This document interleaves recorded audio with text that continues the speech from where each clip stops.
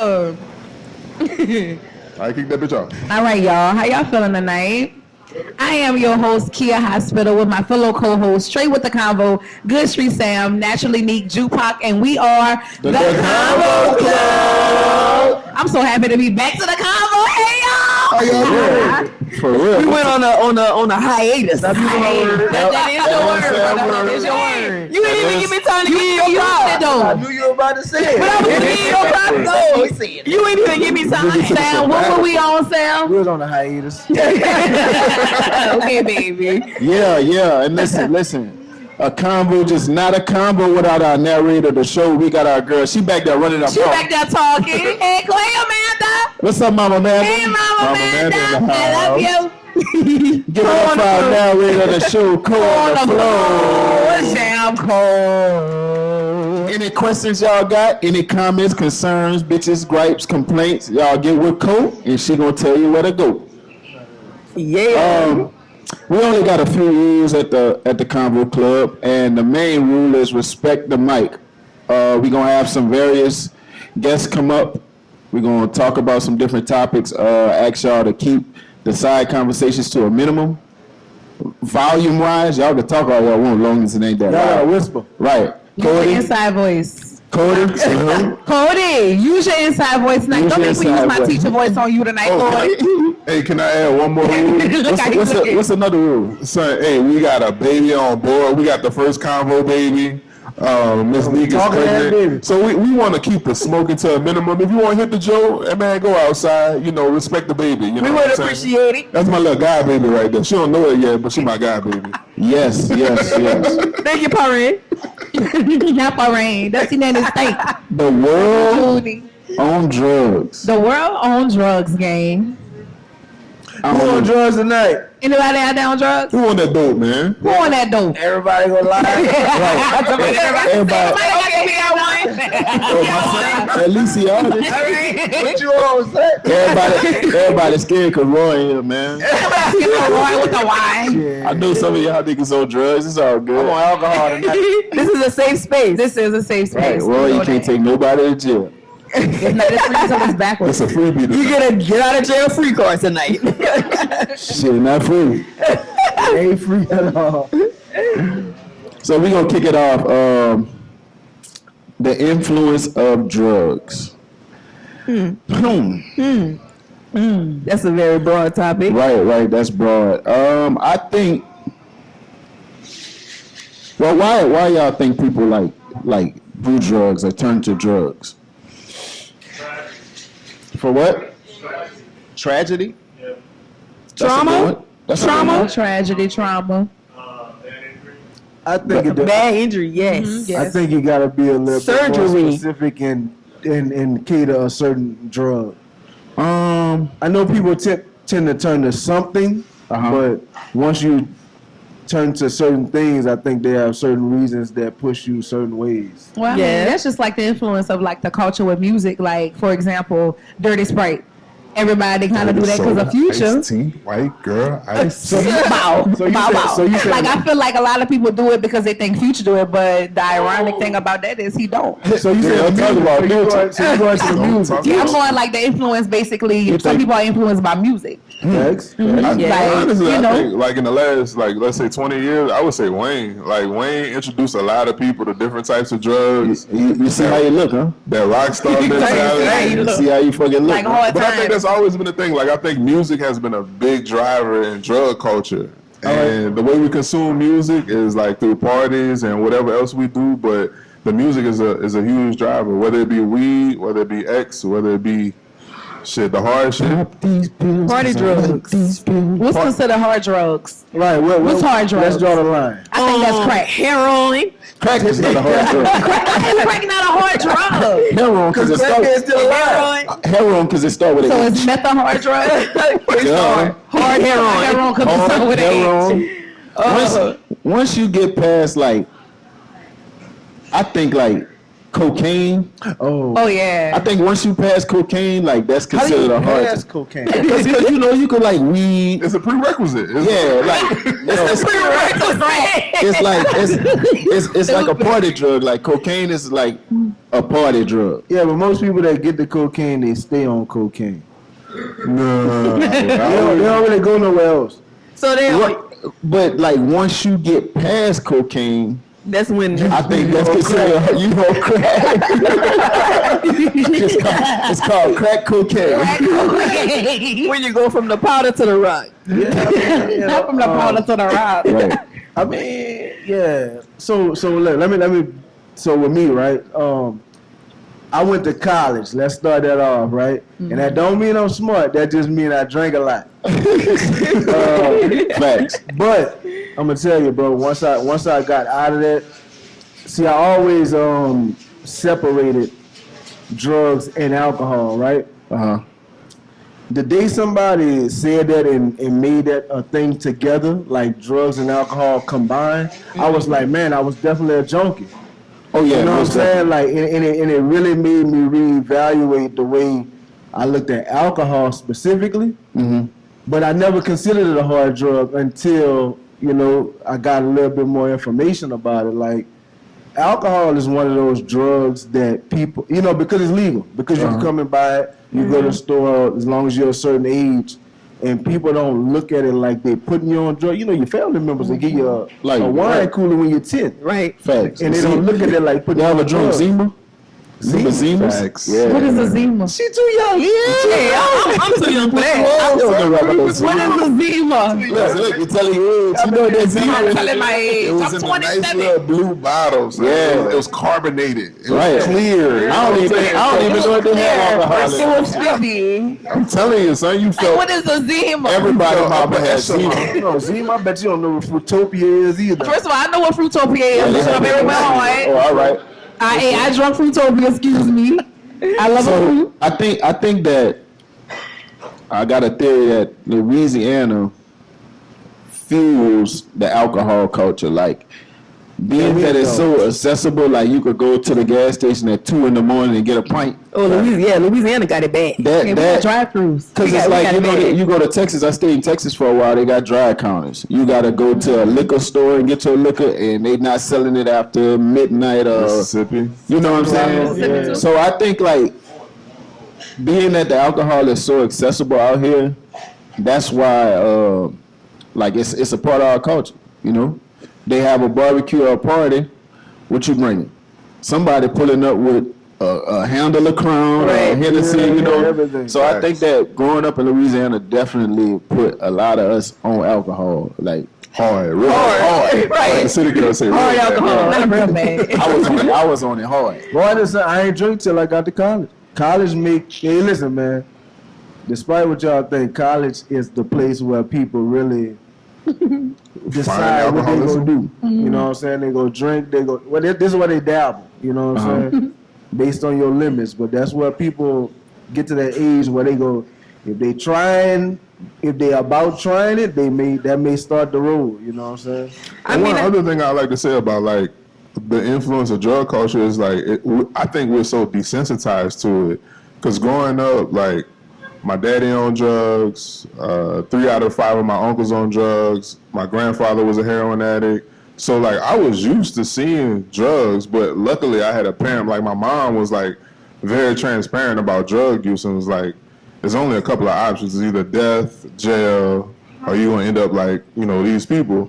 So it's like when you see it every day, if nobody's there to make you like cognizant of the pitfalls of going down that road, like I think all of us have been around people who were active users. Either they were functioning alcoholics or functioning users, but all of us have seen those people and it's like, well, you know, Onk ain't really that bad. Well, That nigga crackhead.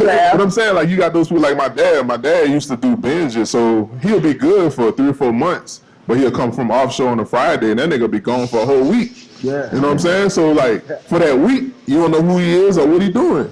But for maybe, like, 8 or 9 months out the year, like, he a stand-up guy, a great dad, doing stuff in the community. But when he uses as a binger, like, it's completely different. So, like, even you seeing the levels of usage, and one of the myths that I used to hate was it's all about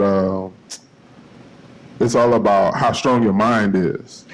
Like a lot of people would tell you when you're young, like, oh, you could do it, but you can't be weak-minded and become a crackhead, like a real live crackhead. Strung out. Crackhead is lit though. I like crackhead. But I think that's one of the myths with drug use is like we were taught that as kids, like, oh, you can try cocaine. You No, we wasn't taught. No, hell no. No, we wasn't taught that. We wasn't taught that. No. Like, I've been around those people. It's like, oh, it's not really that bad. It I'm definitely. gonna say that must be an East Side I thing, bro. ain't even gonna lie. I think my East definitely Side. from being on the East Side, definitely okay, like brother, it cousin. was everywhere. Like playing football from Mechanicsville, like 8, 9 years old, and you seeing transactions, you seeing people smoking rocks like on the football field. Like that was a real thing. Like the 80s and the 90s was real hard in the What hood, wasn't so- going on at Dumas now? Right. East Side Not thing. sure about to make this an East Side. That's why we was with it. That's why the west side is the best side, though. Clearly, yeah. You know, Players are smoking crack. That's why y'all was losing, son. We got a few championships though. I mean, I think like back to like what Sam was saying about college. I think that I don't want to say like college is low key. It's a drug hub. It's like a gateway to drugs, but it's like I feel like that's like a lot of kids are exposed to a lot of things for the first time in college. So like Fact. it's like, you know, and then some of them, you know, they may not have grown up with people telling them or around strong-willed people, so they get to college and they influenced by everything. And now, you know, you're doing drugs, now your grades dropping, and now I just feel like a lot of them they get on party drugs when they go to college. See, I don't think people are influenced by everything. I think one of the things that people don't consider as a gateway drug is fucking fun. Yeah. Fun is a motherfucker, dog. Like it's Yeah. fun to be drunk with your Yeah. partners and do all kind of crazy shit, and that's what. I ain't never that's had what that keep much you fun. going back to shit. Let's do an 8 ball. let's pop out. Hey, you just ain't never turned You ain't have enough fun. Look, so it's I ain't like, never had that much fun. because you either. think about it, like how many times, who had a hangover before? Like how many times you had a hangover and you was like, I'm not drinking no more. Never doing this again. I ain't doing I stopped telling myself that. right. Niggas started taking them Advils. I'm Somebody walked good. in, I was just talking when it comes to college, I could definitely. Yeah. What? What? You did party drugs? No, I didn't do party drugs. I was like a party drug. What's the hardest drug Hold you on, ever what college you went to too? I went to Southeastern. Why? What's the hardest Came in drug? America. Just go around. I want to know what's the hardest drug y'all ever done. You. Lower tab. What? What about you? Lettuce. Huh? Lettuce. Let it spray? What? Lettuce. The devil's lettuce. Devil's lettuce. What is that? Hold on, what is that? What is that? I don't eat no goddamn lettuce. Marijuana. Oh, all right. You got But I don't consider that a drug. But that's another topic for another all day. right. Why not? Oh, this is the topic. I know. Today is the about day. I gotta say alcohol, bro. Like, Ooh, I real shit. agree. I agree with alcohol. I agree. I take that back. Alcohol. Yeah. Well, I cut the X-Pill errors. You was rolling off the jigger. Like, You was a jigger roll. Like that Jiggers was a made you whole do it. era. I don't know what was in them. Jiggers made you Nothing. do it. No, that's when they were real though. That's when they Wait, were what real. was in them? So it's X miles. Party. Dolphin. A party in a pill. I cut that error. Said I don't know what was in X-Pills. It's X Double also known stack, as triple stack. ecstasy. I don't know. Probably heroin. I don't know. So let me ask you, how did you feel when you popped the X pill? Like you felt you was really rolling off them jiggers? Like Super Mario. You was sweating a lot? Mario, like you really felt like you was. It's different. It's different levels to it. Like some of them make you feel like. Let me tell you this. I done been put out of every club in the Tri-Parish. Look, I could tell on the drugs you probably was a flipper, huh? look. I'm about to tell you why. For tearing my shirt off. Man, look, son, I was just on the phone with one Whipping of my shirt off, dog. Put me out. And I ain't got no other shirt. I was telling him how I was banned from IHOP because of after the club activities. you Yeah, know what I'm dog. saying? But I didn't take no pills. I could never swallow pills as a kid. That probably saved my life. Thanks. You swallow pills now? Not really. Oh, childish You ass. don't, bro. Whatever y'all. You ought to see him try to like take a pill and just It don't go down, huh? Shit, the way pills going now, that's a great thing. right. Facts. What you got, cool on the floor? All right, one of our guests. Oh, this fit for me. So one of our guests says the reasons for using drugs are: one, lack of community resources; traumatic experiences is another; puberty, environment influence; to fit in, peer pressure; learned behavior; and parental influence. Puberty. Puberty, yeah. That parental influence jump is off a that big porch. one. I don't know about that. Birth control pill? Everything made sense, like the puberty. And when I hear puberty, I wasn't thinking about no drugs. I ain't gonna lie.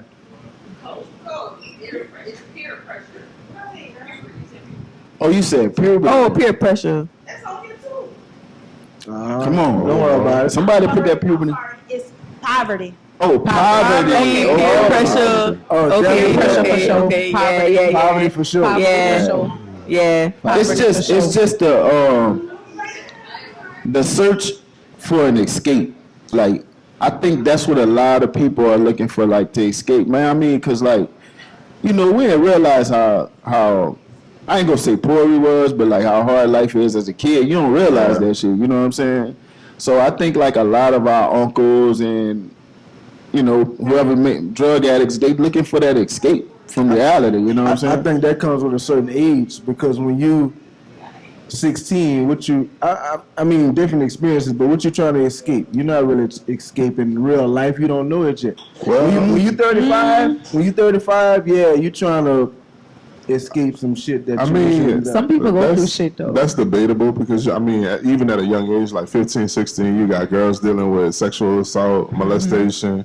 You got boys growing up in poverty. You got a lot of adult issues that teenagers are handling. So it's like you're trying to find that one little thing that'll give you a little relief. What would you say is more influence or escape at a younger age? That's where I was at with it.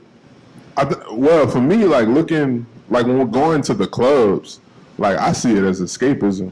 Like even when you talk about having fun, like I see people who for 5 days a week, even if they're like 19, 20 years old, 5 days a week, like they have this very horrible existence as a person. And this one night, 2 nights a week, they get to let loose and be free. And like just for context, is like, on plantations, like a lot of slaves used to get drunk on Sundays. Sundays were like their free days.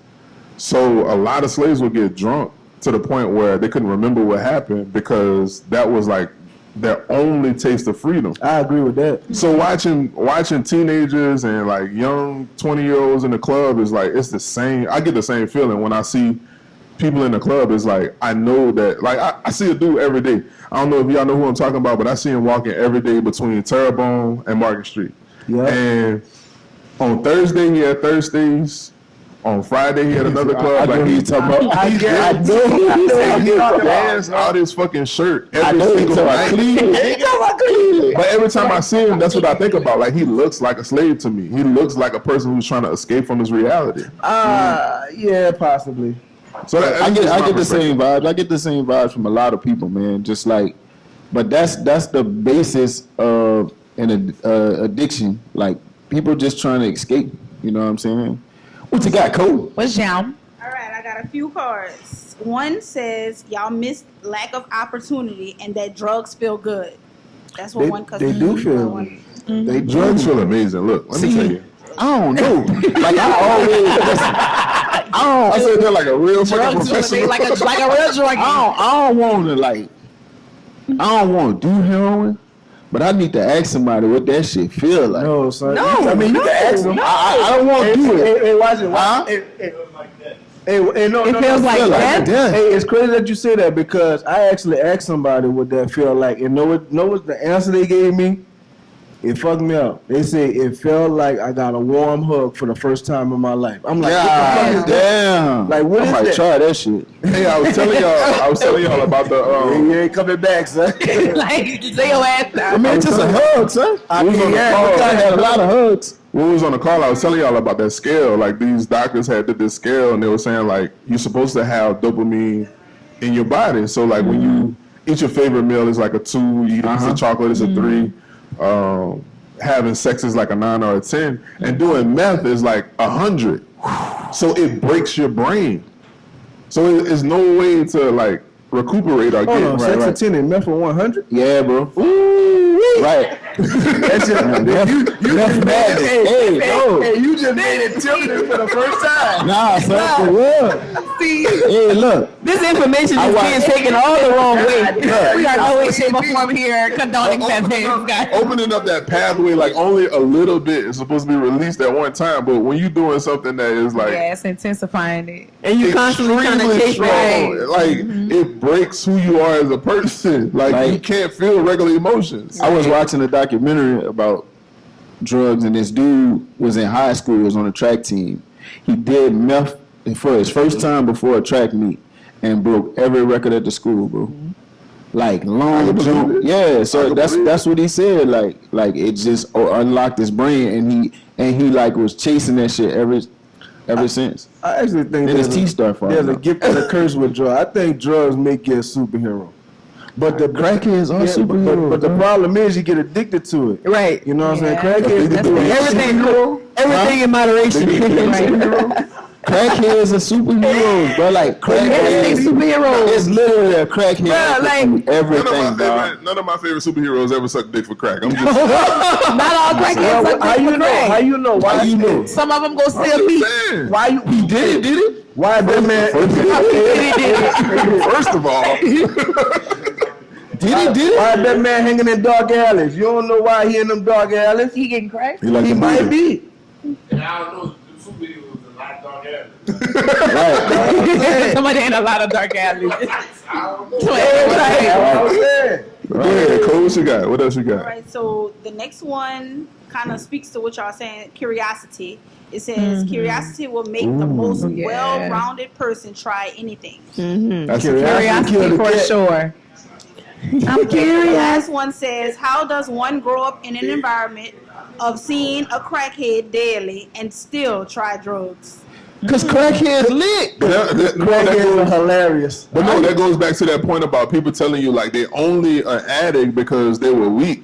Like they only an addict because they didn't have the fortitude to be stronger than the drugs. So I feel like that's a real thing. Like people can try those drugs and get tricked into that position. That's me though. I don't know. Y'all. Cause they have some whole. I mean, like, first of all, true crime and drugs and documentaries, like that's my thing. Like they got some real wholesome people that done lost everything because they tried a drug once, and now they done lost their kids, they done lost their wife, their house, their car, everything that they own because they chasing a high. And they were wholesome people in at one point. That's crazy. And they But now got their teeth falling out. they got wholesome people that like they have functioning drug I was just about to addicts. say, I have an uncle who's Like a I functioning work with crackhead. two of them. So we work with two. My So uncle's a like to functioning that crackhead. point, I feel like I really fuck with Dare. Like I remember like as a kid, like I remember learning about Dare. drugs, learning about peer pressure, like that was the missing piece for me. Like I knew enough not to do it, but now like when these triggers happen, I'm not putting myself in those positions because I was exposed to some information that like made me aware. Like I don't know if that's a thing anymore. Like I don't know if we got a Dare program. Or That shit wouldn't work I don't though. think they'll help me. I don't think that would work, bro. Like, cause y'all niggas was on that type of time. I wasn't on nah, that nigga, I actually wasn't. Fifth grade, that's how I'm Actually, drugs. I would hope not. Nah, I actually ain't started drinking till I was like 24. Yeah, that's what I'm saying. Like I So ain't that, do y'all drugs. never had like one of those flashbacks from Dare, like. Yeah, I love that. I still have their shit. I remember the first time, like my freshman year in college. I remember like I had some homeboys from Chicago, and them niggas was smoking weed out of a pipe, and I was like, they are crackheads. Like I will never smoke with them. Like for me, like I had a flashback from there. Like that Yeah. did something for me. I can agree too. In college, that's what I was trying to say earlier. Like you said something about pipes and crackheads. So when I was in college, this was like the first week moving, they had a bong party, but I thought that stood for like beer pong. They was like, yeah, man, we got a bong party later. So I'm like, cool beans. So I'm thinking we're gonna have a beer pong. We walk in, you had to hit 5 bongs to get in the party. Mind you, I've never touched weed a day in my life. I was like, y'all niggas are crackheads, that's pipes. They was like, no, that's bongs. And that was like kind of my first experience ever. So you hit the shit? And they got turned off. Hey, we didn't have Friday classes. That happened on a Thursday. I didn't shake back until a Monday. That's a wild Magnolia. Wow. Wild Magnolia. So like we had a conversation. I don't remember what it was about. I don't know if it was about serial killers or what it was like last time when you was like, no matter what, a person can choose. No matter what the influence is around them, like if you wired a certain way. Absolutely. Absolutely. Yeah. I don't remember what we was talking about, So but like that's what I was saying about somebody said parental influence in the crowd. So like you're 50% more likely to become an addict if you are the child of an addict. And that's not hereditary. That's just because of what you grew up in. we got 50%, man. Hey, listen, you might be one of the, you know what I'm saying? One of the ones. There's a lot of factors that go along with that, but like base level, a lot of people fall into addiction because of a parent. So like it's either environment or like just being around it. The environment always rules, bro. Yeah. Well, that's the influence of drugs, man. Does anybody in the crowd have anything to say? Y'all can walk up to the mic. Come on to the mic, Yeah, Corbin. come on. Even though you don't need it, but You don't need no mic. What Hey, influenced twin. you in the drug culture? And what drugs do you do? I'm just All right, so We don't need to know We don't need drugs. to know you're that. doing. all right, so I'm an avid marijuana smoker. Hi, my name is Cody. My name is Cody. Hi, Cody. We say it me. this is not. Niggas say, What you think? Yeah, take that. All right, hi, Cody. so ultimately, I really feel like so you're not gonna being a child of being around addicts. I think that do two things to you. It could do two things to you, and I'm speaking from experience. You know what I'm saying? Like so, when you get overindulgence, y'all corrected by one thing. Overindulgence is in our system. That's in our culture. And you know what I'm saying? So we just have to choose what we overindulge in. Mm-hmm. I knew I can't jump off the cliff and do X, Y, Z drugs because that shit is embedded in. You might like it. Mm-hmm. Right. You might get stuck. You know what I'm saying? I think people don't notice that shit. Mm-hmm. You know the break in your brain, motherfucker. You told me meth 100 and sex 10. You know what I'm saying? Like you know what I'm saying? You got to think The curiosity. curiosity. The curiosity. Acting on that shit overindulgence, but it's like you gotta people gotta understand that ain't no gauge on certain shit that they take. That's a And fact. that, you know what I'm saying? You taking this shit, you know what I'm saying? You just pulling up on somebody. This motherfucker ain't got no white coat. Right. You about to take some shit. You supposed to go to Walgreens to get that. Nigga get, you know what I'm saying? Like, this shit, like the drug culture gets glorified, but nobody talk about the after effects. Nobody talk, you know what I'm saying? Everybody like to talk about drugs, and everybody like to talk about this. Nobody talk about the children that get left. You know what I'm saying? Because everybody talk about the feeling, the high, but they don't talk about when your parent actually fixated on something and they don't give a damn About feeding you. about feeding you. Right. You know what I'm saying? Or they don't, you know what I'm saying? Because that market really on their back. Right. You know what I'm saying? So I really think like our culture, whether it's music, because I'm a rapper, you know what I'm saying? And regardless of if I make a trap rap song or I make any kind of song, Sam is my witness, I'm going to give you that commentary. And that same instance, I'm going to tell you about that pack. I'm also going to tell you, bro, you about to get 278 months. 278. How many years that is? Yeah. A lot. So, like, I need my time in years. my only thing is, as black people, and you know what I'm saying, as leaders of the culture, we need to start explaining and showing, because a lot of these kids are jumping off that they don't even understand that these pills is cut with fentanyl. You're gonna be taking them for 30 days, Yeah. and then you're gonna need fentanyl, not the pill. Right. See, they don't understand that. See, it's a hype because it's the music, but they don't understand when the nigga say, "Hey man, the perk was still fake. I ate it because I'm a gremlin."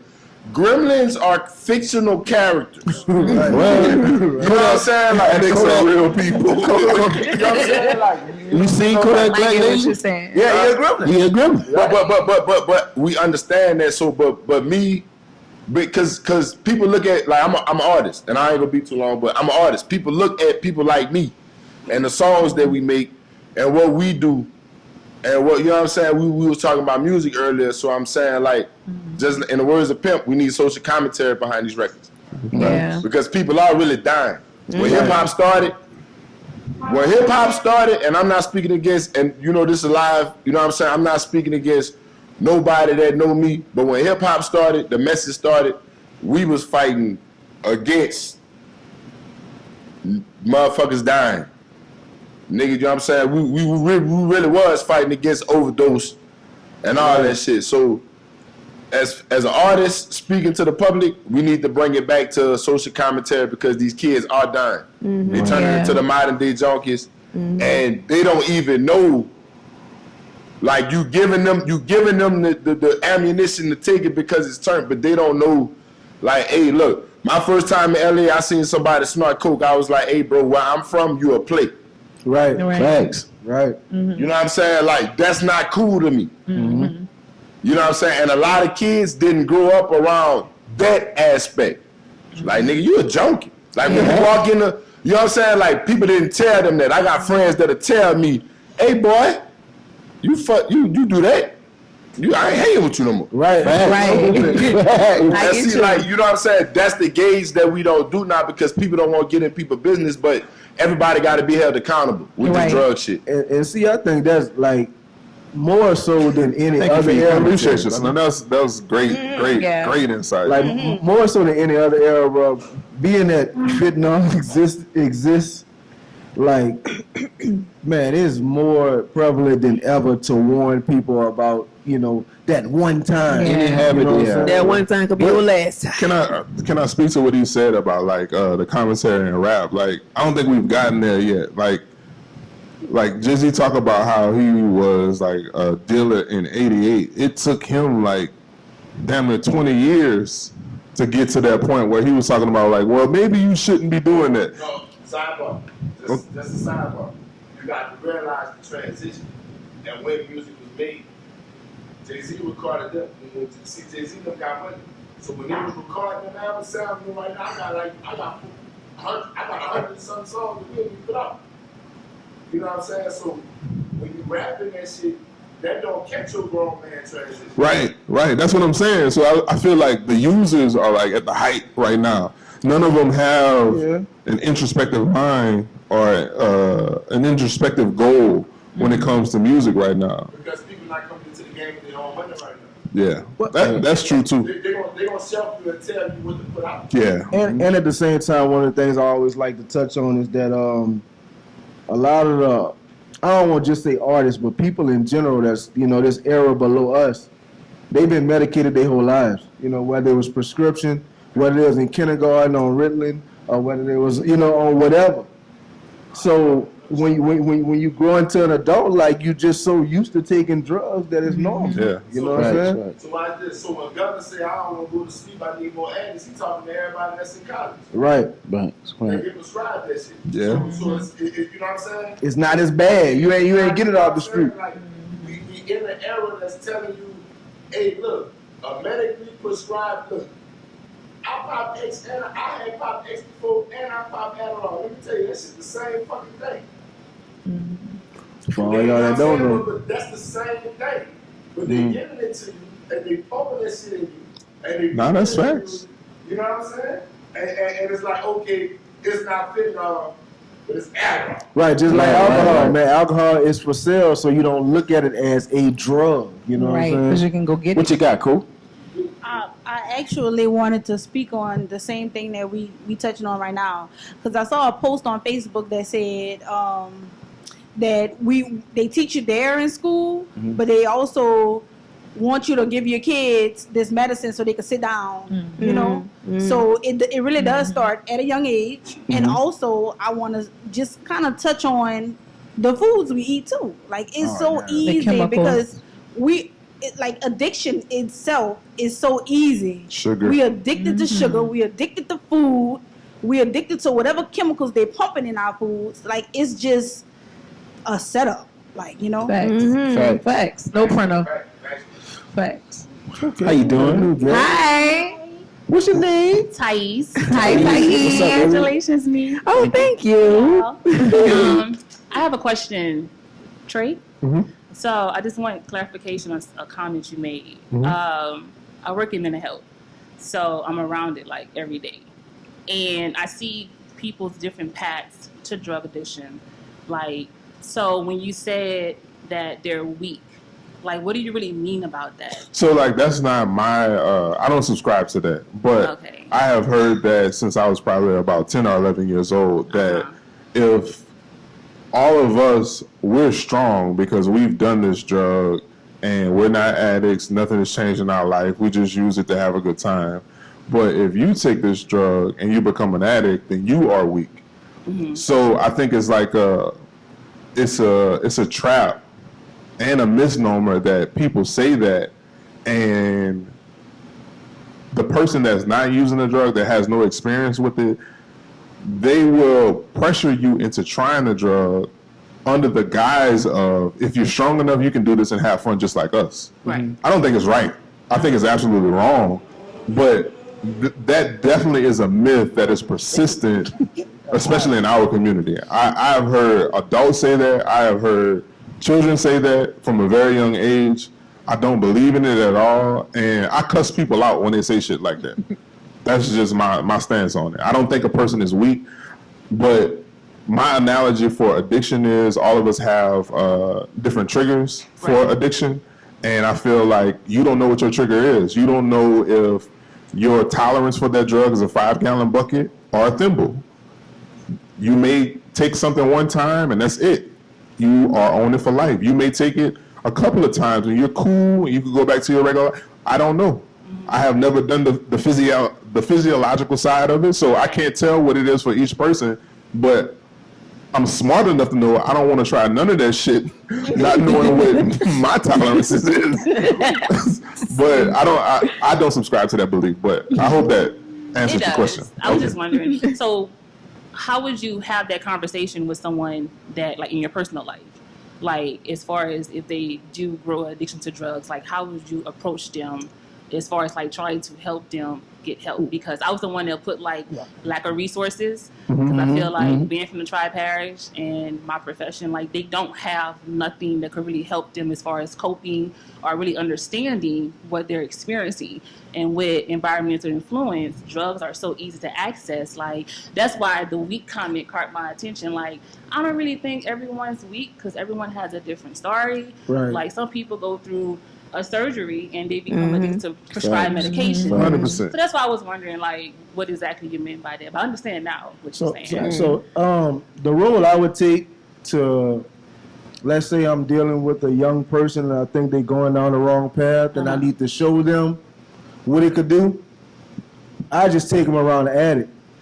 Look, if you pop pills, I'm gonna take you around somebody that pop pills all day, and they will max you out.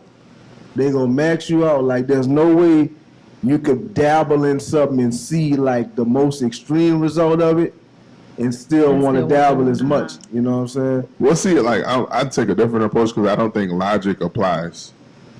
Like, if you're an addict, I don't think logic applies because you have people that know that there's a potential for me to die Well, if I'm I saying, take this I'm drug. saying if you're not an addict yet, I'm gonna bring you around one. Oh, okay, yeah, I'm gonna okay. bring you around one. Preventative. Yeah, there you On go. the preventative side, okay. Like beyond scared street type shit. It ain't gonna be honest, cause you gonna be aggravated street. Right. I know that played a part with me because my mom was telling me all of this shit, but my dad went to NA when I was probably like maybe 6 or 7. So this is in Bayou Oaks. They have the whole round circle of people, everybody talking about their experiences. So I'm like 6 or 7 going to NA with my dad. So it's almost like you have a bias with your parent when you're watching them go through something, but when you hear strangers talk about the degrees of how they will fuck up their families, they will like, I don't care about my job, I don't care about the house. When you hear that as like a really young child, ain't nothing in this world would make me want to do that. That was my personal experience. I don't know if that'll work with everybody, but like personally, like having conversations about drugs with my kids, I've been talking to my kids about drugs from a very young age because I always tell them that drugs aren't a supplement for whatever you're feeling or whatever you're going through. There's no barrier between your emotions and that drug. If you think you can swap one for the other, it doesn't exist. Mm-hmm. So having conversations with them as, I ain't gonna say toddlers, but probably like 8 or 9. Yeah. Even about cigarettes and shit like that. Like I was a heavy smoker. Like talking to my trying to tell my daughter not to pick up a cigarette while I'm smoking a cigarette. Right. Like I learned that as a very young parent. Like that don't work. Right. But showing them like, dog, it's really hard to quit this once you stop. Mm-hmm. It's really hard to quit this. That I think that worked better than me telling them, hey, don't do as I say, not as I do. Like that. Yeah, that don't work. That didn't work at all. So it's like having conversations with my children have been completely different from like my friends and family. Now I do call out my friends like, hey bro, if you're having a bad day, we could go do some other shit. Like we could go hike, we could go in the woods, we could go fishing, we could do anything. But this ain't the answer. It's never going to be the solution to the problem. So I mean that's how I approach it. And I'm a person about resources. So if I know about something, like I'm gonna tell your ass about START, I'm gonna tell you about the mental health building on 311. I'm gonna tell you about all those things. And if you decide not to do that, that's on you. That's cool. But you're gonna hear it every time I talk to you. Right. Now I got to tell you, bitch, you was a crackhead. That's what I tell my friend. Hey, bro, you a fucking crackhead. That's it. Get the fuck out of my car. Now, huh? Thank y'all. Thank you. Thank you for the question. Shit now. That was to be on that shit. But you on that shit. You on that shit now. You know your mom and them tell everybody you smoke weed. You know that you on that dope, bro. I ain't on no dope. To that point, so I feel like one of the things that we do horribly wrong in our community versus what I see in other communities, we ostracize.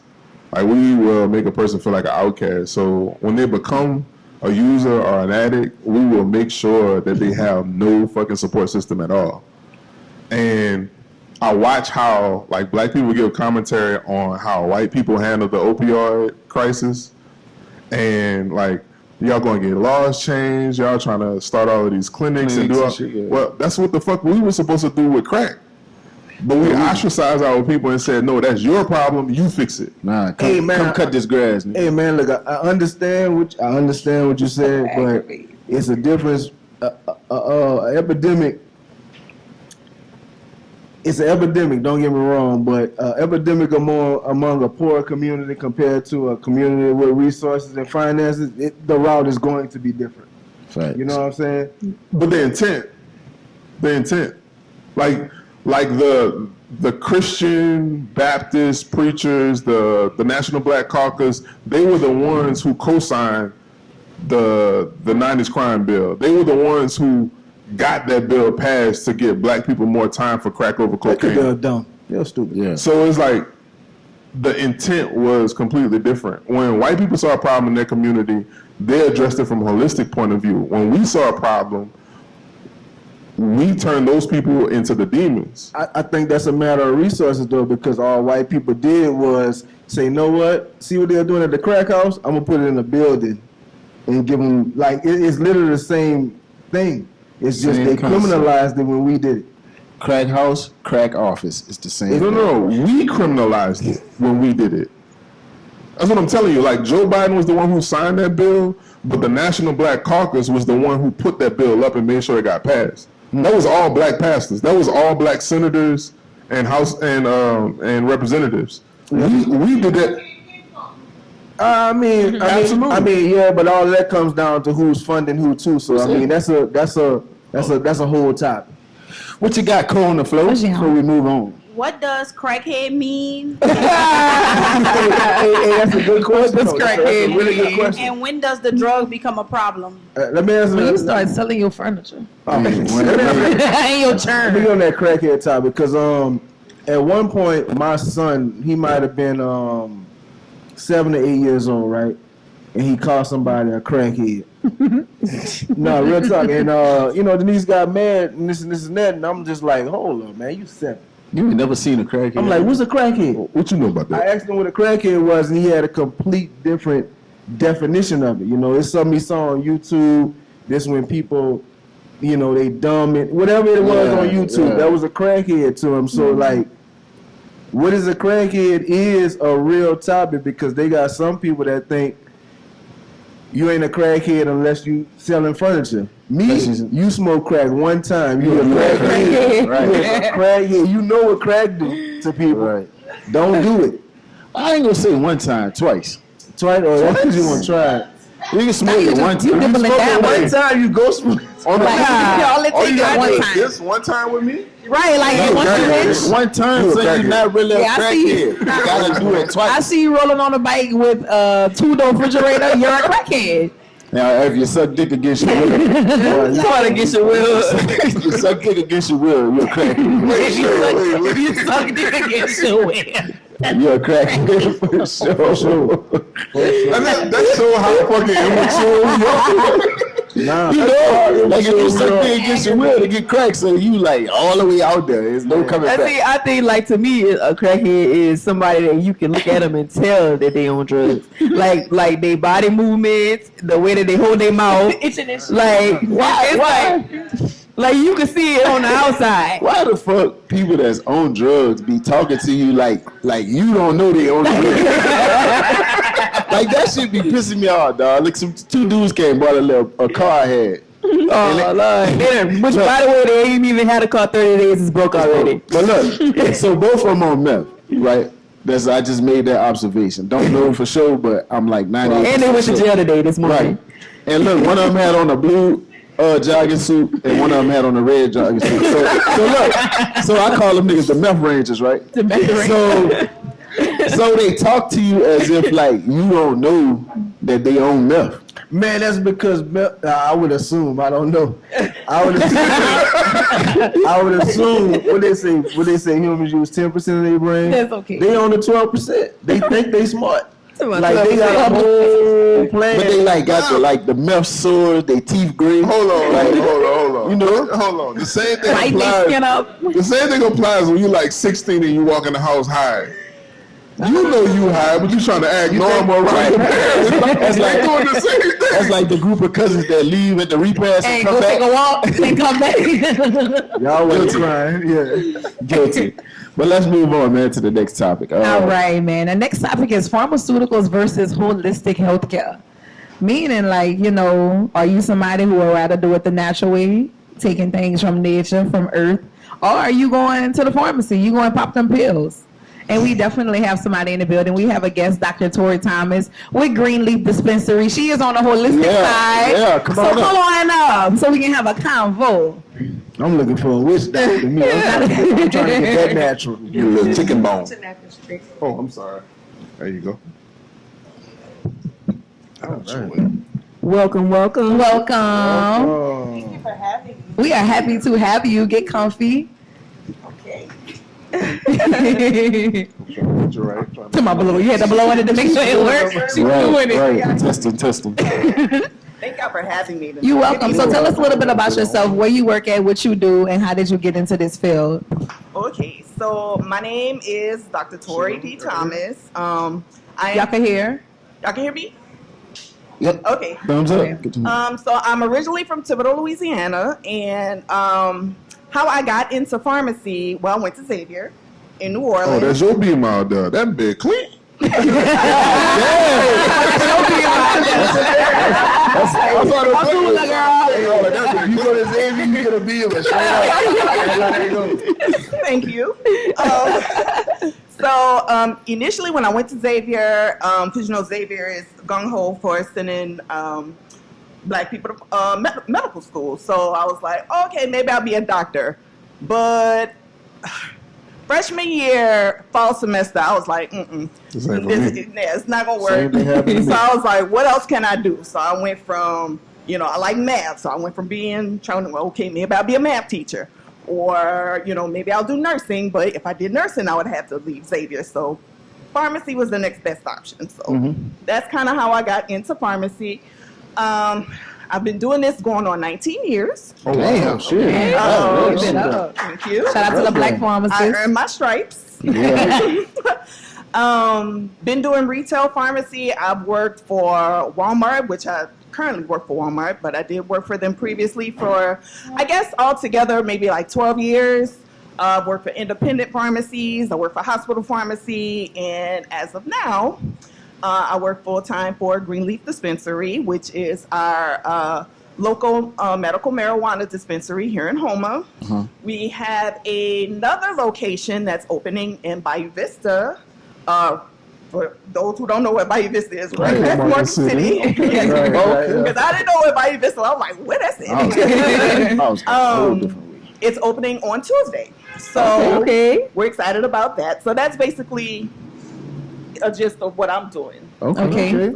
So what's your take on cannabis culture when it comes down to healing and medication versus plants over pills, basically? So I think it's in my opinion, it's what people need to do, basically. As far as, it's not only marijuana, it's herbs, it's the food we eat. Right. It's the fruit and vegetables that we eat.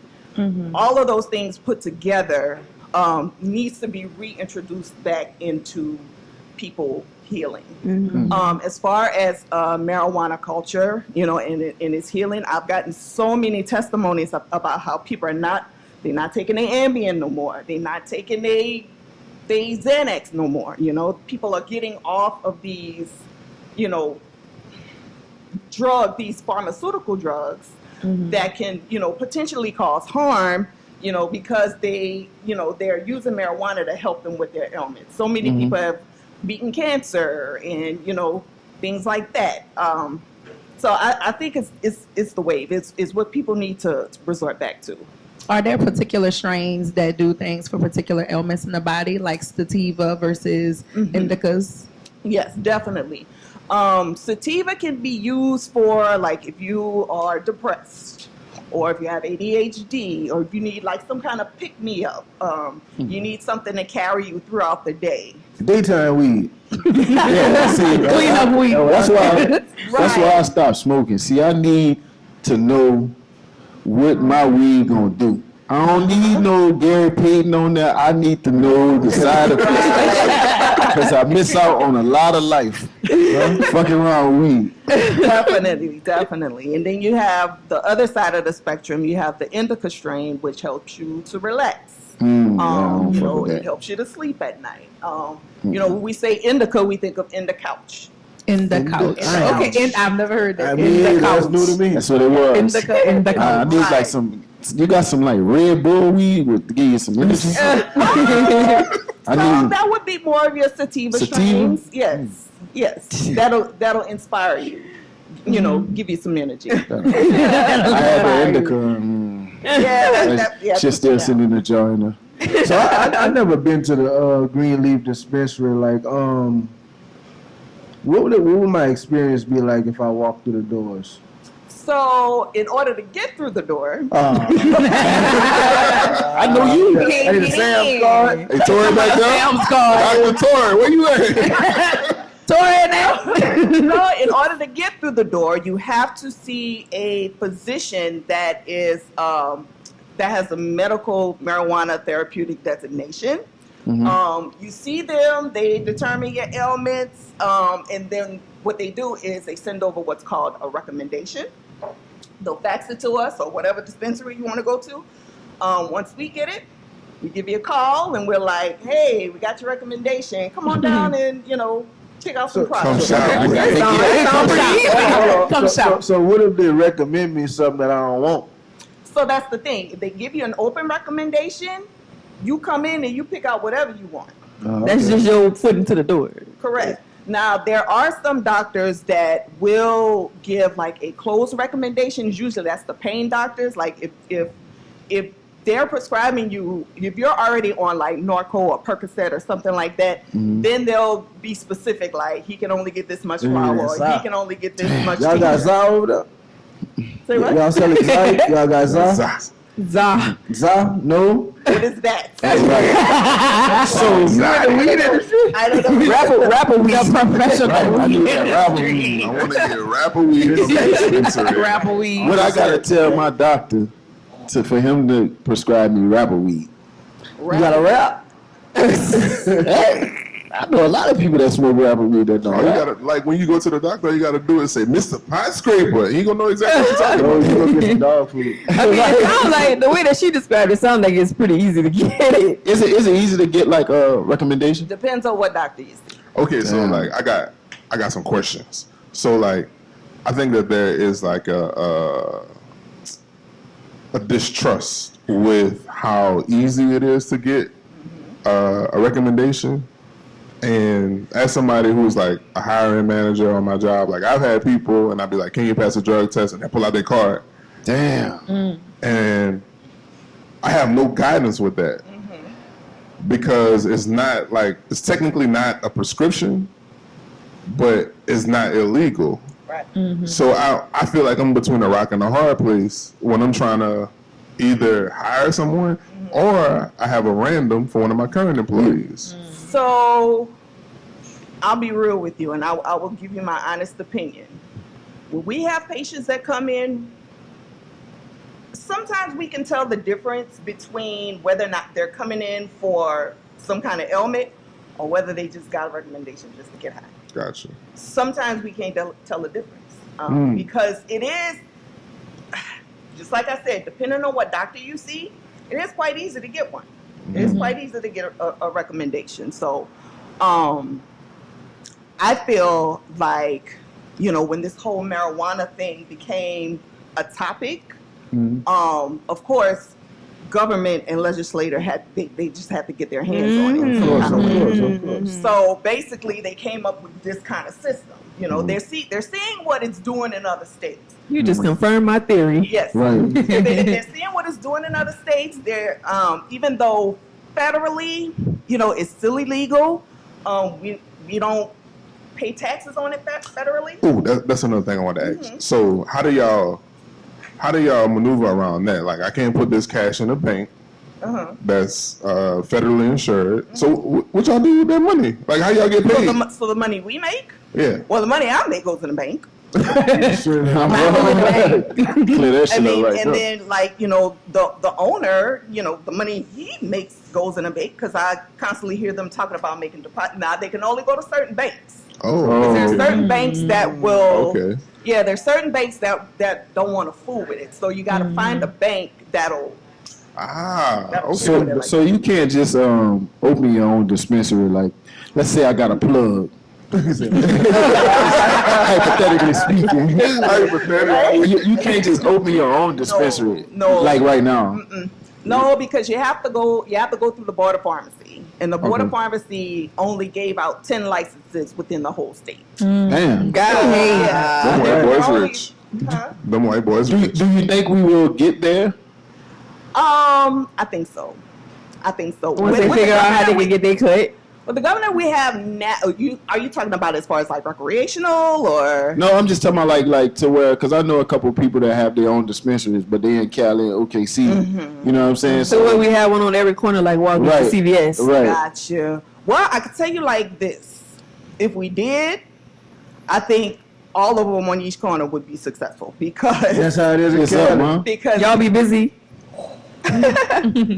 baby 420 this past Saturday. Oh wow. Boy, you thin, huh? I heard y'all weed wasn't that good over there. I ain't gonna lie. That's what they saying on the street. I'm gonna Y'all got that pap over there. I got that valve. I don't know, but people find money for it, and apparently it does the job. So Yeah, for sure, for So sure. It's doing like, enough to keep y'all open. another question that I have is like, if a person is like trying to transition from narco to flower, is there like a management plan for them? Like, do y'all have any say so in how they do that, or do they get that from their doctor, or they just kind of figure it out on YouTube? So we, YouTube University. so just like I said, usually if patients have a recommendation that comes from their pain management doctor, usually that doctor kind of, Okay. you know, has the plan for that.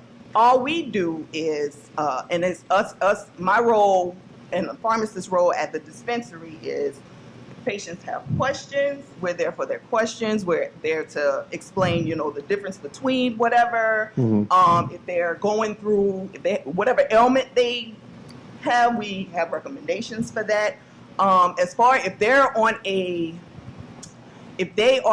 a pharmaceutical drug, and they haven't gotten any guidance from their doctor, we can kind of, maneuver them. We'd be like, well, you're going to do this, don't take this, and, things like that.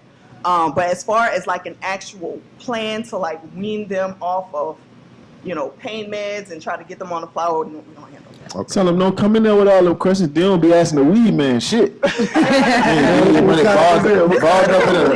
this do? There you go, Flair. What you got? What you got, Cole? All right, so Dr. Torri, how do you conduct the conversation to help patients become comfortable with consuming medical cannabis when it once held a negative stigma when used? Ooh, that's a good question. We run into this almost every day because we get older patients that come in. That's dope. That's dope. The older people. Yeah, on that dope. exactly. That are kind of hesitant. It was like, oh, my doctor said for me to try this out, but la la la. This is what I start with. I'm like, this grows out of the ground, and this is from God. Mm-hmm. You know what I'm saying? And God put this along with other herbs on this earth to try to help us. That's the same thing I say about mushrooms. Yeah. Yes. I ain't gonna lie, they come out the ground. You ain't even gotta plant them. Right. And so, this along with other plants, and I try to go into the history of how marijuana became illegal in the first place. Oh, I only talk about that with some patients because racism. Exactly. But usually when I tell them, and I give them like testimonies about how patients, got off of their, regular drugs, they, that makes them a little bit more comfortable, and they're willing to try. And then next week we see them again. So yeah. Can I ask one thing? In your field, with your experience, are there any negative, like side effects or anything that goes along with marijuana? Because most people think, you don't do nothing to you. You can smoke as much as you want. You just go get high. It don't have no lingering effects. It don't do any of that. So is that like more hearsay, or does it really have? Yeah, that's not true. Of course, you can't OD on marijuana. So it's safe in that aspect. But if you get if you put too much in your system at one time, you get dry mouth. You can't use the bathroom. You can't function. The high usually lasts a little bit. They call that stuff. Exactly. That might be. Let's segue to my my bad cannabis story. Okay. Once upon a time, I went to a little place and they had CBD gummies. All right. At the time, I was married, and my wife at the time was taking THC gummies for her anxiety. So one of my cousins had a party. I'm like, I'm gonna take me a couple of these CBDs to kind of calm me down. Gummies fuck you up, bro. Hey, I normally take 2. Tonight I'm gonna take 3. Oh. Okay? I'm rushing. Go in the closet, grab the bottle. I take my 3 little gummies. I get out at the party. I say, hey, something ain't right. It's not fucking right. So now I'm thinking back to when I grabbed the bottles. Both of them have identical labeling. The same color, the same font, everything. I done took 60 milligrams of THC, and I'm in a public place. I have not smoked since I was 19 years old. I was high as shit. Higher than giraffe pussy, as most people might say. So I'm on the sofa. Well, number one, I had to get home. That was the funniest drive of my life. So when I do get home, I realize like I have never had like a weed hangover. I was throwing up. I had a headache. I'm talking to God, like Lord. It wasn't from the weed. It was from the decisions. It's from the series of things you did while you was on the weed. That's what it was. No, I hadn't ate. Like I took the gummies and I'm like, well, shit. All my family cooks, so the food gonna be good. So I hadn't ate, I hadn't drank anything. that's why you It threw up. was a horrible experience. So you didn't have the munchies? Like you didn't, you didn't take a plate with you? No, nigga, I need an exorcism right now. Like, Lord. that was the most horrible experience of my life. But I think some of that is because you got a little nervous. You got afraid of it. Absolutely. You charted territory you didn't know anything about. I'm definitely an anxious smoker. That's why I started smoking weed. I was definitely anxious on weed the whole time that I smoked. That's why I stopped. Mm-hmm. Other than Like the fact Craig, y'all heard that? Oh yeah, like I never felt relaxation from smoking weed. So this was like times 10, and that experience was like, you know what? I don't know how people do this shit. This is that's exactly why we tell patients, hey, don't take the whole gummy. no, like in my defense, Yeah. I'm thinking this CBD. I'm just about to be mellow. Shit, boy, that was. I had to go get a Coke. I ain't gonna lie, bro. I prefer to be like under the influence in public. Unlike most people, like I just want to be at home chilling. Nah, fuck that. I want to be in the mix. That's my comfort zone. You know what I'm saying? Like I feel like if you can maintain your composure in the mix, then you know you can handle that. You know what I'm saying? I can't handle it. Clearly. So Dr. Torri Thomas, how can the people, I guess, I don't know who all wants to, but get, what you have to get, a recommendation to the Green Leaf? So they have to see a doctor. Yep. Because I know people like, man, I need to go get my weed card. Weed card. So the police don't have. So let me ask you this. If you just want to, like, smoke weed, does it make sense to get a weed card? So it'll probably protect you in Louisiana. Like legally? Mm-hmm. Yeah, like if you get pulled, I think if you get pulled over and you're only caught under a certain amount, I forget how much. Mm-hmm. If you get caught under a certain amount, and you do have a recommendation, then you should be good. Good thing we got a cop in the building. Yeah, you gonna shed some light on that. Wait, what you said? It can't be open in your car? Open. It's just like a daiquiri. I was about to say like a daiquiri. I just leave my tape on my daiquiri. Drink through the tape. I really appreciate you because I think there's a lot of misinformation about marijuana use, some of the stigmas that attach to it, like historically. The whole thing about like, you know, there's no side effects. I can do exactly as I want, as I please. So I'm just glad to have a person who has like a professional skill set. Right, that's so if y'all have any questions for Ms. Torri, I'm sorry, Dr. Torri. Dr. Torri. Xavier. But if y'all got any questions for her, like let us know, or definitely follow us on social media, and we'll get that to her. Get some direct answers straight out of the horse's mouth. Is there any way they can follow you or what you do if you want them to? mean, I'm on Facebook. You can look me up, Torri D. Thomas.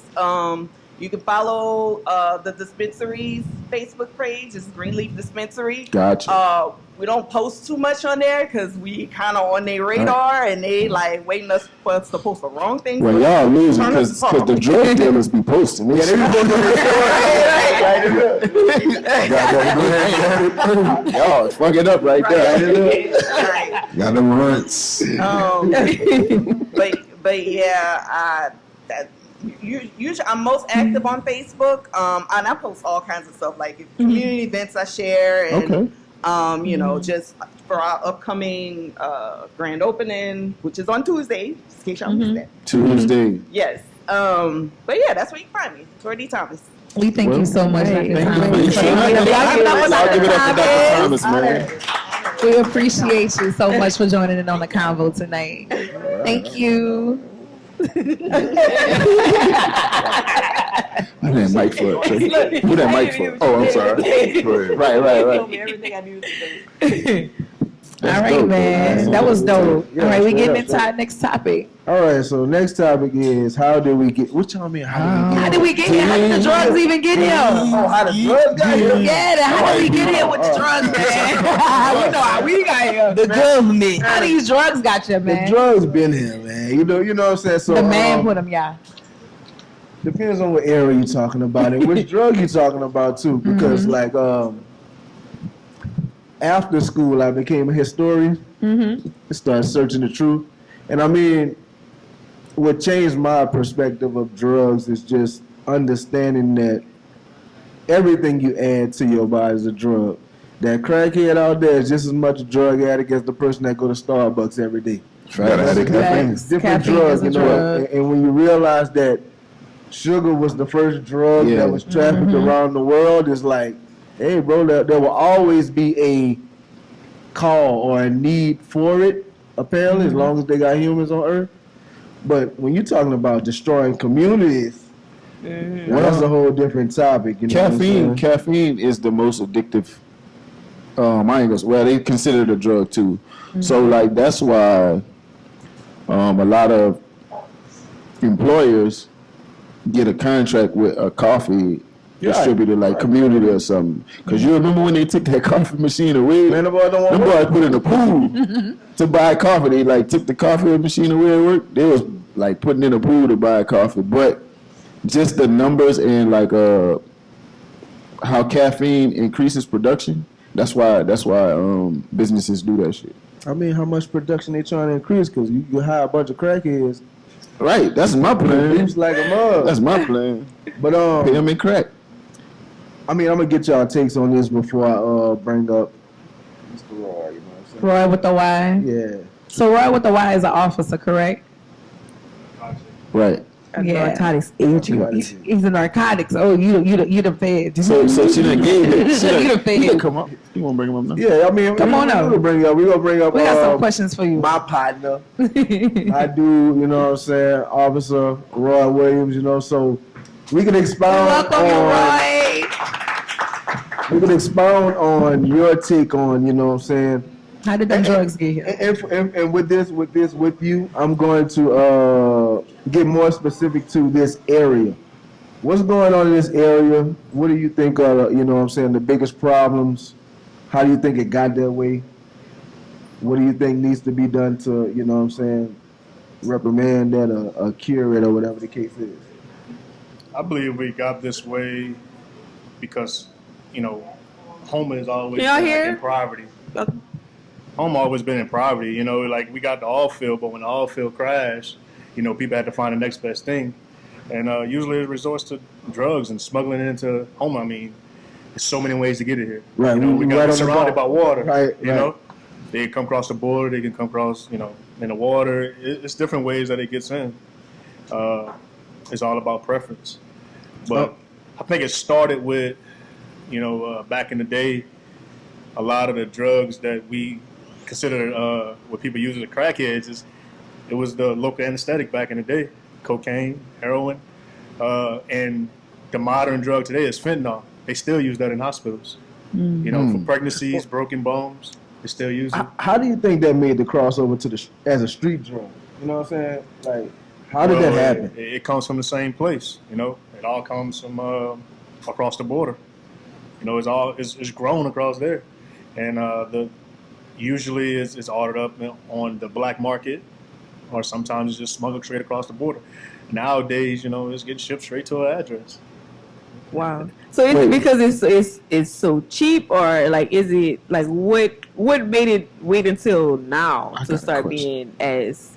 Well, it's definitely not cheap.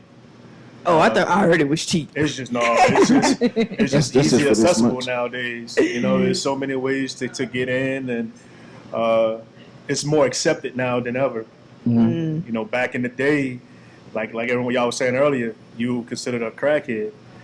You know, or it's so bad now that we have clinics. If you go to the local CVS, you'll see Narcan on the shelves. Right. Yeah. You know, that's how bad it is. Wow. We got Narcan at our church, bro. Is it continuous? So they got, Yeah. hey, excuse my French for all the ladies in here, but they got Narcan on shelves like it got condoms in the barbershops. You know, you So- just grab one and go. I didn't know that was a thing. So whenever I came to that meeting at the church, Yeah. that lady was like, she teach classes like to So- teach people how to administer. administer, Yeah, I'm Yeah, like, so the lady was telling us they got a new cook in town, and she was like, she had lost like 6 of her clients. Like she worked for one of the nonprofits in the area that deal with the homeless. She was like, she lost 6 of her clients in 1 week because they had a new cook, and the person really ain't good at what they do, but they like distributing a lot of drugs. So losing so many people so quickly, like they started putting on clinics on how to administer the Narcan to like everybody around because it's so prevalent. Like every day, like I'm leaving work and I get to the bottom of the twin span. HPD like right at the bunkhouse. Like somebody OD. I got my first ticket back. 2-3 times a week over there. So what you know, speaking as an agent, like what happens to somebody that's like taking people's lives from cooking? I mean, so if we can have a direct link back to the person that trafficked the narcotics to them, they can be charged with second-degree murder. Okay. Okay. The lowest charge that I seen was manslaughter. For So you can be held for a significant. If we can link it back, and as of late, we've been pretty successful at linking it back. It takes a lot of work because it's not like it's a murder or anything when you have an actual weapon. So it takes a lot of knowledge, experience, training. Dude, I've been to counselor training all over the South.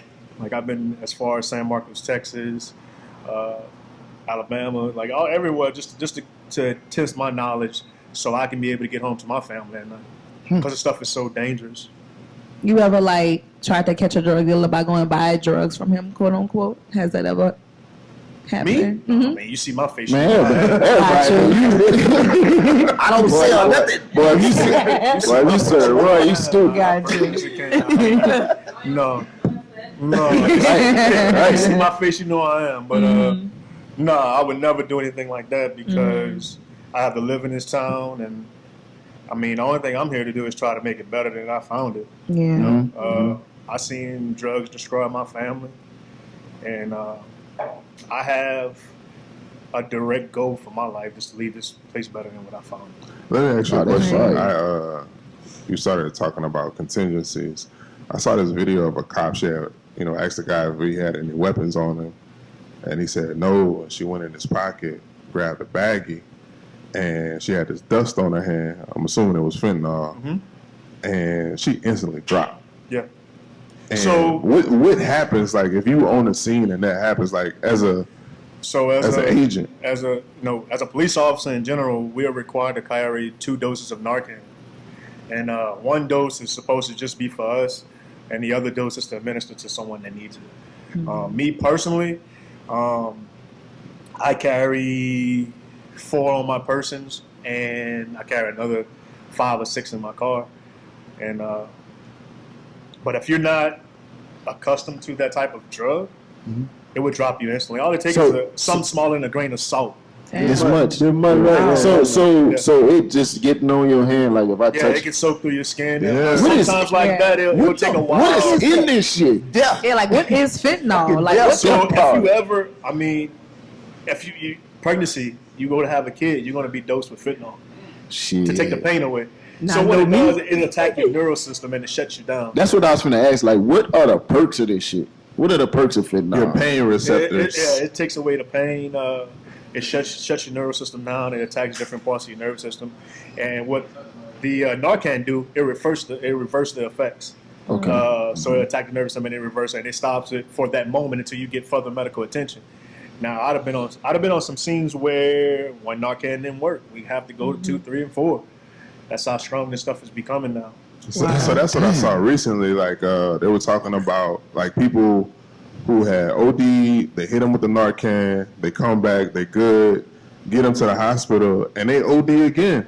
Like the Narcan wears off. That's because the Narcan is a neuroblocker. It just blocks for that time. Wow. Okay. So a lot of people, when you pull up on scene and they refuse medical treatment, Fuck the fuck up my high, you have man. to tell them, like, hey, you need to go to the hospital, or there's a chance that it can reactivate, and the chances are more likely than none that it's going to reactivate. Wow. So I've seen where people. I'm sorry.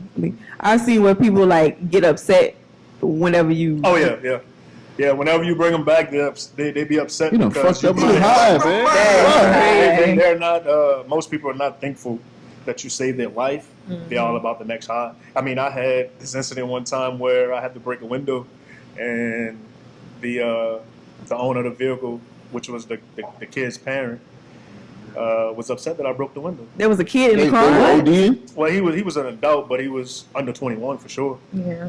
And the driver was OD'ing? He OD'd, yeah. Damn. And they was worried about the window. Worried about the window. Oh, wow. Right, because you know how hard it is to find a window? For real, probably a Toyota.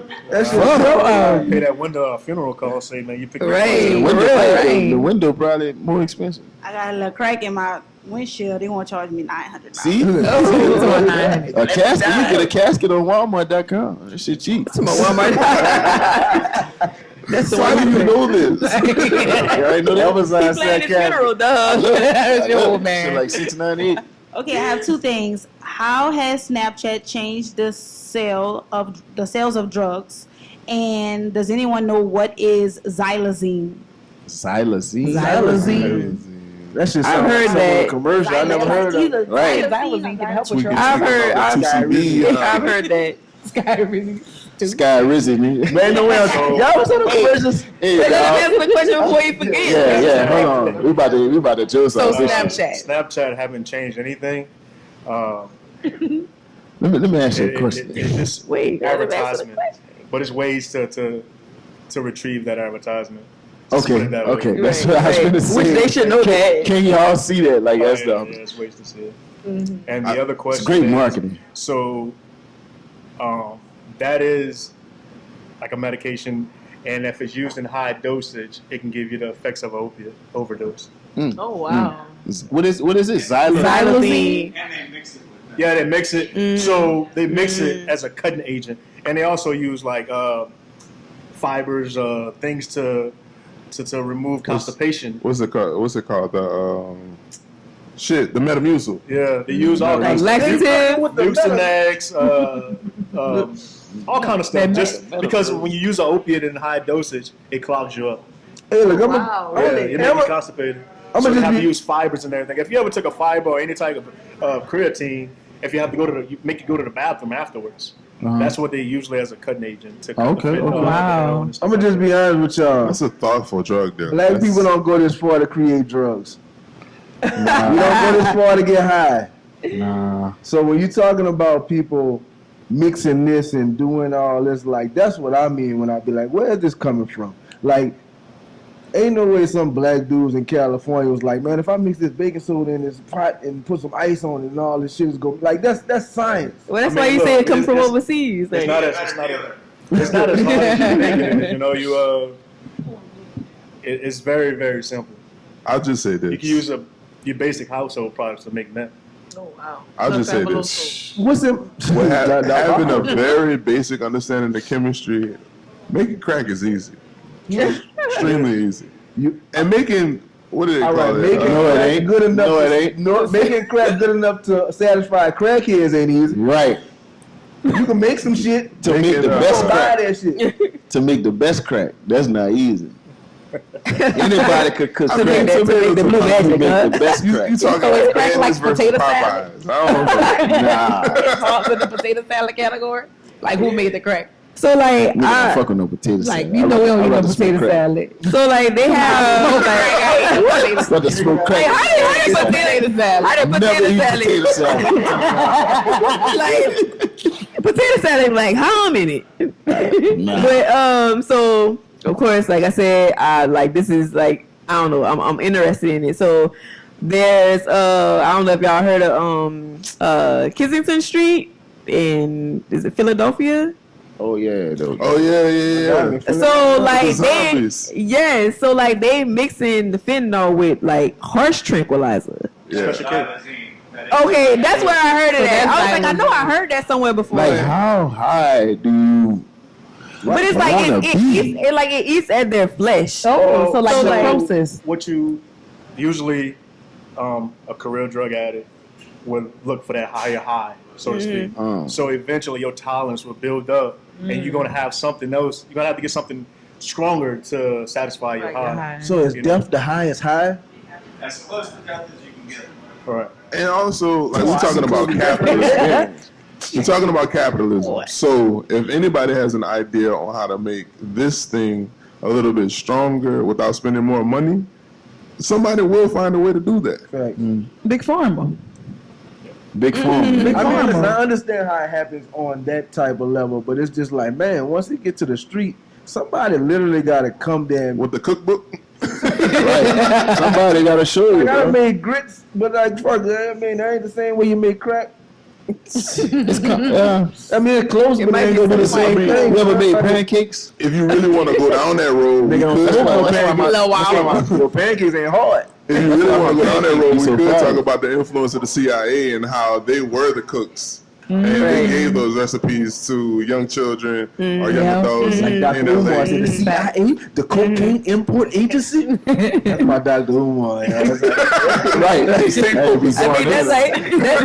That's my theory on how fentanyl is like. Cause it's like I don't know. I just feel like the crack ain't cracking no more. Because So they had to throw something else in the hood. So, like, I got a different theory. So, I think my theory with fentanyl is like this is a war that's going on a higher level. So, when you talk about like China, our influence in Afghanistan and the Middle East, like you have countries like that who are mass producing these drugs. It's like I will fuck everything up because you fucked me up. I will fuck everything up because you owe me money that you haven't paid me. So we have trillions of dollars in debt to China, and we are putting these tariffs on all kind of shit from honey to clothing to everything. They are trying to smuggle everything that they can into the United States to collapse our fucking economy. I think that's where the war is being fought at right now. On the That economic makes level. sense. That's a good theory. You got a question, Cole, on the floor? Yes. For officer, within the younger generation, what would you say is the top drug they have access to, and how Marijuana. is law enforcement attempting to decrease its impact? Marijuana, the vape pens, THC pens. Oh yeah. The younger From the generation earth. is all about marijuana. Go ahead. You got another question? Yes. The other one is how prevalent are pills now, and what are hotspots? Hotspots. Like, what do you mean by hotspots? Come on, Colin. Come to the mic, Colin. Come on now. Yeah, you know, like. Right. When you mix the fentanyl pills, the hot spots are the bits that are not mixed properly and they overdose. Like the carfentanil pills and all? Yeah. I mean, you can get a backdoor chemist anywhere. It's just a try and error with this type of stuff. It's a very prevalent and terrifying food.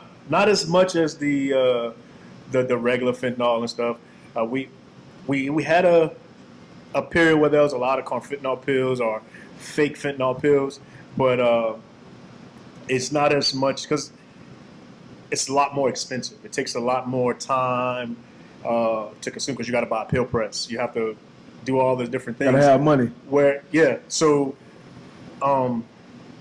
So it's not a thing as far as like compared to regular heroin, fentanyl, because it's so easy. All you do is mix a few things together.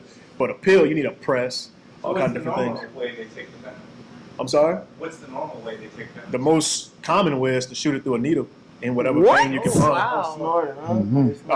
They snort it, but if you hit it in the bloodstream, it gets there faster. Intravenous, yeah, that's what they call So, it. like, I've been paying attention to a lot of the drug busts. It has some high-profile drug busts. And I did realize that a lot of the bigger ones, they do have pill presses. Correct, yeah. And, Well, it's not necessarily pill presses, kilo presses. Okay. Yeah. Does that make it easier to find? Yeah, you just get your local hydraulic jack. You go to Davidson Hardware or Harbor Freight to get one of those.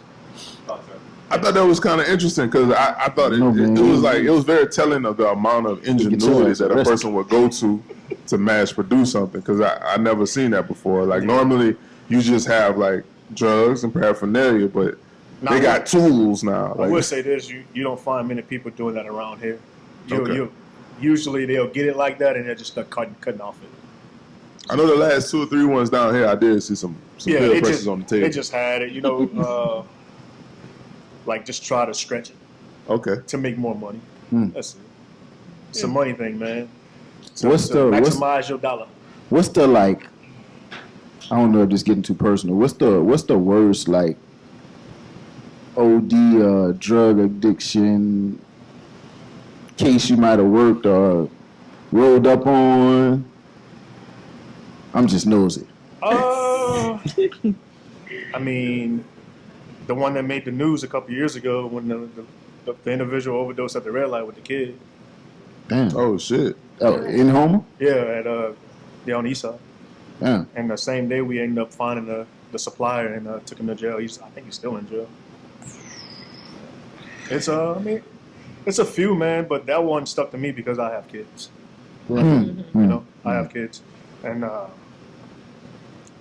it's a lot worse when it hit me. It's a lot worse. Like the only thing in this job that make me second guess myself. Well, two things. I don't like dogs, so dogs is number one. No canine officer for you, huh? Number two is just having a kid involved in that world. You know, they're innocent. You know, you're supposed to groom a kid to you know, like the old people say, you're going to groom them and train them up to the way you need them to go. And you showing them the way that they shouldn't go, because a kid is going to duplicate what they see. Right. What you think, like, as a parent? I mean, I wouldn't do drugs in front of my kid. What do you think makes a person like be like, fuck it, I need to hit this Finny pill right now? That's the addiction, Sickness. Yeah, there's no logic, bro. It's a sickness. I mean, you can call it an addict, but it's a sickness. Because now I actually have medication for addicts. You go to a methadone clinic, they'll prescribe you Suboxone, which it replaces the opiate and is a safer bet if you take it in the right dosage. But I know some people be looking for Suboxone, like. Yeah, because if you take it in a high dosage, it gives you the effects of an opiate high. But if you take it as prescribed, it fills that void and you can live a normal life. Yeah. I feel the same way about all drugs. I feel like if a doctor medically prescribes you meth and you took it as prescribed, you'd be a superhero. Well, believe it or not. Just that amount. Yeah, just that amount. As soon as you go over, a little meth vitamin. A doctor do prescribe methamphetamines, because if you take ADHD medicine, have methamphetamines in it. All it is one molecule off. Right. Yeah. It's like people don't know the heroin. ADHD medicine? Yes. Yeah. They have methamphetamines in it. Definitely. All it is, the Definitely doing compound mix. mixture, change one molecule and it becomes. Heroin used to be an over-the-counter medicine, dog. Heroin used to be sold over-the-counter to kids. Like, this is the medicine we use when you're this amount of sick. But, you know, over time, shit happens, I guess. What's up, Mr. Colin? What you got? Got a bro? question. What's your name, bro? Colin. Colin. How vape pens changed the drug landscape? I mean, if you you see a vape pen, man. Vape pen comes in the form of highlighters, ink pens. Dude, it's different. Charges. It's definitely different, because on the downscale of it, if it's not over a certain percentage, it's not illegal. It can contain delta THC, but if it's not over a certain percentage, it's not illegal. Oh wow. So like if it's in that way, like they basically marketing it to kids, right? Correct. And See, there's I several didn't know stores that. around here that would happily sell it to a kid. That's crazy. And do iPhones go have vapes So on we them? was just talking about that on the call last night. Like, I didn't see this amount of people smoking cigarettes when we were in junior high. Right. But No. the prevalence of vaping with these kids is like, it's off the chain. They Because it smell like strawberry Right, cheesecake. that is because It of the don't smell like a cigarette. right? And it's because that, listen, man, all of our lives, we saw a smear campaign against cigarettes. So when something else came in, it automatically put it above it. Like, vaping ain't that bad. It's not a cigarette. Right. You know, and once it smells like you say, like cheesecake, it's like, And it ain't also, bothering nobody. it's very easy to obtain too. I mean, you could go to the website and just say that you're over 18 and you Right, can come to the right. front door. I'm not a robot. I was telling them on the call, like, being an educator and just working with the youth, 16, 17, 15-year-olds, they crackheads for vapes. Like, I was telling them on the call, they put vapes in Ziploc bags and put them in the toilet tops and let them float. Or they will stand on top of the toilet and put them in the ceiling tiles and go get them at lunch. I Y'all feel like if niggas you got a in jail. result to What are that, you that's doing? crackhead That's behavior. wild. Like, you put them in Ziploc bags and toilets. So do somebody go like search the bathrooms and stuff? Yeah, like they search now. That's Like, and then they smoke them crazy. out. Like, they so like loaded off it. They loaded baked potato. They wild magnolia. They'll smoke out the bathroom. bathrooms. Like, son, we can smell that shit. Like, what's the procedure for that? So a teacher goes to the bathroom and see smoke. check stuff, and what they do? They take it. They wait for the student to You come got a back, car they- administrator, so then they gonna come with a metal detector. They gonna do a search. The officer on campus, because we got 2 officers, and they'll do a search of the kid. Huh? What school you at? Got 2 officers. The That east big side. 3 side, you heard me? Need 3 officers. Watch it. Hold on. Watch it. So yeah, that's Nigga said that's why. Why? right. Don't do See, that. you doing that computer? I just take the vape. If I find it hidden, I just hide. I just take it and wait for somebody to look for it. Right. Be like, oh, They that's crazy your. as You fuck. looking for that fucking vape? There's consequences and repercussions. They want to know. But All right, that's all the questions I got. Right. I want to say shout out to the Dad Gang. I like your hat, bro. I just ordered one yesterday. I can't wait till that bitch come in. That been fresh. I got one more question. Like, for me to feel all right to sell fentanyl, for me personally, I think you got to be a greedy person because, like, you literally risking your life and people's lives. How lucrative is that compared to, let's say, marijuana or cocaine sales? You know what I'm saying? I mean, you killing most of your customers. Asking for a Yeah, friend. but I'm just trying to see what's the money, cause like for you killing your customer. Right. How much extra The money? goal is used it? to be to not kill them. But how much extra money is it for you to be like, I don't care if they die? Like a gram of marijuana is what, about $10, $20. A gram of heroin is $100, $80 to $100. What? A gram? So that's 20. That's recent. Just do the comparison. 2020. You so ass. Yeah. That's Boy, wild. we about to put Magnolia. on this 42 Doug and whip this That shit, means I boy. can take out the money in my pocket and add 2 zeros. That's how much I'm gonna make. Something like that. Man. Hey, bro, what you got? You got coke?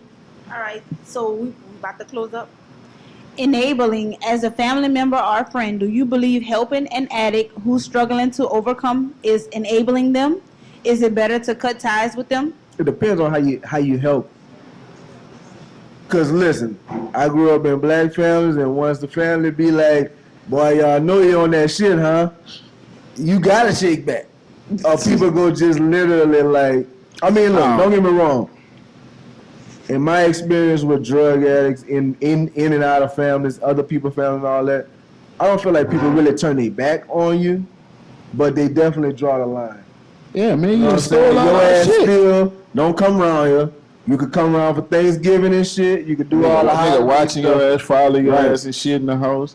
But I don't believe in like keeping it all a secret. Like if somebody I was close to was like really on drugs and it was affecting me and I couldn't get them to help and I see them like going on a course to jump in your life and fuck up your life and jump. Nah, I gotta stay, but listen, now they not right. Treat them accordingly. Like don't what's the word? Enable it. You know what I'm saying? I mean, for me, speaking from personal experience, like I said, my family's been affected by it, but you have to find that nexus. Like, what's causing them? What's driving them to it? I understand, like, it's a sickness, it's an addiction, but what's driving them to it? What's bothering them so much that they have to resort to that substance? Right. And try to attack that problem and help them head on to resolve that issue. And sometimes it's just being on a substance for so long, your family kind of writes you off. Right. And my family, when I realized that, I kind of took the initiative to try to bring it together and show compassion and love, because that's ultimately the goal. Like, you just want to, some people, they have a traumatic experience. Some people, they just, go through a bad breakup, divorce, whatever, lose their family. So the best thing to do is just try to show support for them. Even in my line of work, man, even if someone that I don't even know, I would never judge them. Because a junkie today can be a millionaire tomorrow. Right, and vice versa. And vice versa. You can fall on your back pockets real quick. And anybody that I encounter, I try to treat them with the utmost respect, even, the crackhead, so to speak, because you never know when you're going to need that person that you're, downplaying. It's been several times where a crackhead have looked out for me on my Me daily too. job. You know what I'm saying? Right. Hey, this, that, and the third.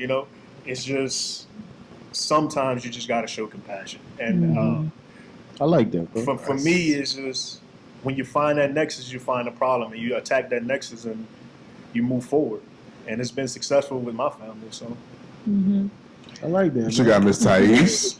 Hi, Ty. she is my family. Oh, that's your cousin? Yep. Can I just cousin. add to that answer? It's not a question. When you are trying to support somebody that is going through recovery, you have to approach it being very selfless, because you have to understand that, like you said, are you Sam? Or I'm Sam. Okay, good stuff. Twins, yeah. A lot of families, they do shun shit. them out, and you also realize that they are battling something that you don't understand. Right. So if you feel like you want to go and actually try to guide them to rehab or whatever, it has to be on their own terms. Like, you can't force someone to get help. They got to want it. Right. And all you have to do as supportive is just be there. Like, it's going to get frustrating because you want better for them, but just help them away. Like, give resources. Like, we have personal experience in our own family, like somebody going through it right now. And it is very frustrating because you see certain people in the family saying certain stuff and all this, but being who we are, we like, Very Can't vocal. do that. whatever, like, Very vocal. whatever they need, we got it, whatever, like. And I'm nice on the shoulders. Exactly. Oh, shut What up. is this? So I always say, I beat your ass up. if you wanna be that Nice person- with the shoulders, He's so right? sick of me, y'all. If you want to be that person of support, just go at it being selfish. It's not about you. No, It's very about them. rewarding at the end It's of the about day. them and their recovery. Yeah, because it's very refreshing. When they do take that step, you would know that you're there. Like, you was the person that was helping them. Words of encouragement. If they have one day where they don't smoke or they don't have a drink, that's good. That's Right. progress. Right. Because some people, they got like 20 drinks a day. Right. You Right. never know their backstory. But you just got to take your own personal, feelings out of it. Yeah. Even What I if you would have to do it in private. Exactly. There have been several times where I helped in private. Absolutely. I didn't broadcast anything. You help it in private, and then it'll come to light because they'll appreciate you more because you didn't broadcast their business. And It that's, comes off more genuine. that's the best way to do it, because a lot of addicts don't want to be put on front. Yeah, nobody wants to be judged, man. So if you help them in private, you will be glorified in public. That's how I look at it. That's how I be on. Hey, And man. I've been seeing it. I've been seeing it a lot. Like, I have like family functions, and I've been seeing it a lot when this individual come around, and it's just. I need y'all to be my mom. It's just Because something. she's that person. She and, helps in private. and like, I think generally that's what black people do with their family members. Is like even in the instance, be like, hey, man, cut my grass, wash my car. It's like, I'm still trying to keep you out of trouble, still trying to keep you from going mess with them dudes that's gonna give But you the yeah, wrong you shit. do that, but you giving you're them- also feeding their habit. Facts. Hey, man. Instead of giving them monetary gain, how about need you my grass give them cut. some food, give them some I do that clothes. too. Don't. I just when feel you- like when cutting you- my grass is better than being in the alley. Well, they going Well, and it's not buy the drugs with, well, that with the too, money. but at the same time, no one is going to do work for free. Right. And I wouldn't put a monetary value on it, because at the end of the day, Take the money out of it. just go. No, don't take. No, the no, money. no, no. You compensate them in Compensate them a different way. Like, yeah, take them yeah. to go get a Give haircut, them clothes. clothes. Yeah. Because You ever tried to get when a crackhead food? Deion said best. Adopt a Fucking crackhead. I food. look good. You are so I play unhinged. good. They pay good. They do You not know what want I'm no saying? food. Right. So when you put that money to other means, you can groom them, get them clothes, and go bring them to get a job application. Right, right, You right, know what I'm right, saying? right. Or bring them to go and get some benefits that they worked all their life for. Because maybe they worked all their life and they just fell in a rough patch, but they are able to get some government assistance to go and collect their retirement. Yeah. But they don't know the steps to take to collect their retirement. Gotcha. But that's when you go and take them. So And that that right there will go a long way. so that's like the fine line of enabling versus Empowering. support. Correct. Yeah, that's why You I'm don't saying wanna if you enable really want because to do it, be selfless. You Like, start enabling people, they're going to resort back to what they were Absolutely. doing. Because You become the crutch. you're becoming that crutch to lean on. Yeah. But when you remove that crutch and start giving them avenues to better themselves, they're either going to get with it or they're going to get lost. Right, facts. And Because someone that everyone's want to get recovery better, is they're going to get different. with it. You see what I'm Yeah. saying? So like recovery, it could be next week, it could be 10 years from now. Yeah. So you don't really know like how long it may take I a can person tell you to this take from that step. experience and just working in the field. Being a recovering addict, you're gonna be recovering for the rest of your life. For the rest of your life, yeah, that's not. There's yeah. no Right. set timetable because any little thing can tick you off, and that's 90% of the overdose in home Louisiana because someone was in recovery. They had a rough day. They were doing good, and then something drastic happened, and they had to revert back to that substance. And once you revert back to that substance, your body is not immune to it anymore. So then that dose that you used to take before you went into recovery is not the dose that your body is used to anymore. So it instantly put you down. All right? Or if someone get caught and go to gym and they come back and try to take the same dosage, it's a lot of pros and cons, a lot of cause and effect in this situation. Dealing with drugs, man, it's risky. It's risky on both sides. I feel like with recovery, I think like the biggest thing is like maintaining humility and like treating a person like a person. Like on Killer Mike's album, I advise everybody to go listen to this song called "Something for the Junkies," and he talks about his auntie telling him like, "You the only person that treats me like a person, like a human." And I think that's super important. Like for anybody who's dealing with addiction, like treat them like a person. Like you may be the person who is giving them boundaries about the way that they approach their addiction. But you're also a person who still make sure that they're taken care of, make sure they have something to eat. Like hearing certain stories from my OGs about like them dealing with their addiction and the relationship with their mothers or their fathers or even their own kids is like, I know that made it so much harder for them to get on that road to recovery because in the back of their mind it's like, I'm not even a human anymore. Nobody respects me. Right. So it's like, I always took that into account. So even if like just a random person walk up to me and ask for money, like I might have a conversation with you. Like if I ain't got no bread, I might have a conversation with you. I do the same. But just to give you a few minutes of my time, that might be worth more than what you was gonna do with that $10. Every time a new I don't categorize them as junk. Every time a new person comes up and be like, "Hey man, you got a couple dollars?" The first thing I do is ask them their name. Like, facts. Like Dirty so many people do not recognize man them at all. name Like is Shane, bro. No, I fuck with Shane. Like Shane, my dog, bro. Yeah, don't call my dog Dirty Jesus. His name. I'm just saying, like on the streets they call him Dirty Hey, look, Jesus. if Shane told you he was Jesus, would you believe him? I would. Cause you know what? Nah, that nigga Shane, son. Nah, bro, he like one of the nicest people I ever met, though. Right? Yeah, he really like is. the way I met him was just like really on some conversation shit. Like he had asked me for no money. He asked me to do that for him. We just had a conversation like in the middle of Lafayette Street, and we've been cool ever since. Yeah, Shane. Very intelligent. Right. He's very. That's the thing about it. Like when you encounter Shane, you could tell he probably shouldn't be a crackhead. Right, he went through something. You know what I'm saying? He's very intelligent. What you got, Cody Cool? Man, for a long time, I didn't know how to deal with my people that was addicts. You know what I mean? Because for a long time, I understood what that sent you. Excuse me. So, like, in the beginning of this shit, I was like, yo, look, you a dope fiend. I've been trying to fight not being a dope fiend or not being in jail for eternity my whole life, bro. You know what I'm saying? Stay the fuck away from me. Oh, you tell your people stay away from you. Yeah. But that's what I did. You know what I'm saying? Because I'm like, look, bro, like, I was a kid, bro. I seen it already. You don't want to reiterate that shit in your adult life. That's what you don't want.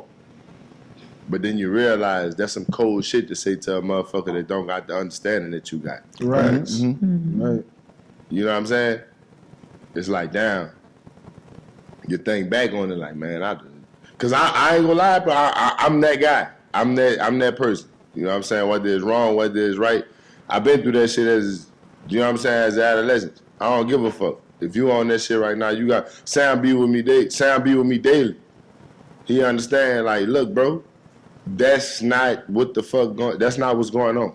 But what I would say is this. What he's talking about most of the time, that's dealing with people that's younger than us, and it does seem to set in coming from a person that, of your status. Yeah. You know what I'm saying? It does help for a person to be straightforward with them and just be like, look, bro, I've been there. Don't do that. You're going to be like this one and that one. But like you say, if they mind not there, they're not there. You just not helping them at all. You just telling them. And I had to realize that because I've been incarcerated. I've been around, I've been around the shit. You know what I'm saying? All of us that been around the shit, but we all know you know what I'm saying? So it's like, look, I totally vibe with what y'all saying because I had to learn how to adjust to that.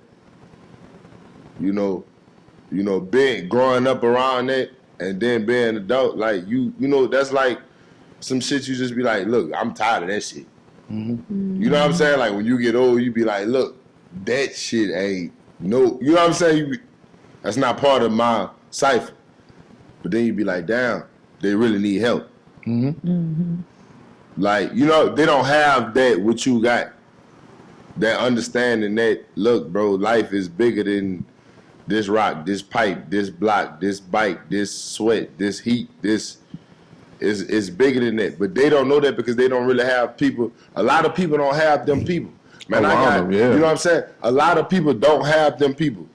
I was a young man, fresh from prison, man. I had you, Sam, Rick in college, Roy, fresh from the military, Mike. You know what I'm saying? I had things to look at. Man, a lot of these people be stuck in them realms. They don't have nothing to look at. Mm-hmm. And the people that they could look at, they shut them out. That's because the OGs are not being OGs. Mm-hmm. Right, but we always talk about that. Right. Man, you always talk about it. It's a disconnect. Mm-hmm. You know what I'm saying? A lot of those people that strung out, those people are not even the people that we supposed to be talking to. Man, we 32. You know what I'm saying? Those people 50 and 60. I'm 31, sir. I mean, I'm just saying. Nigga, you 32. But I'm just saying, not to count them out, but, the cards was dealt already.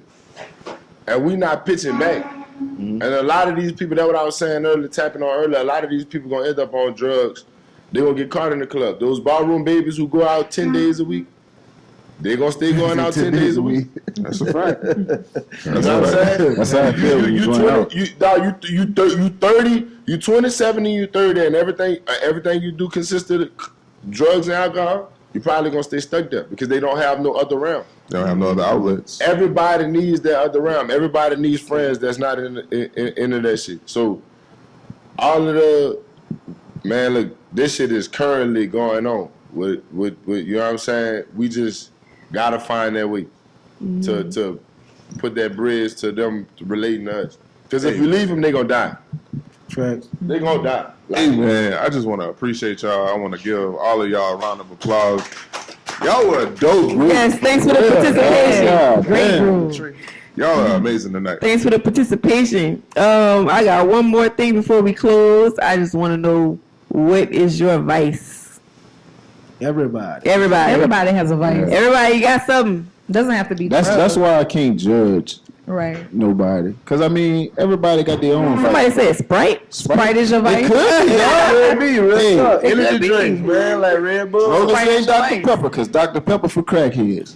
And Mountain Dew. And Mountain Dew. Better not catch you with no Mountain Dew. Mountain It's for Dew. meth heads.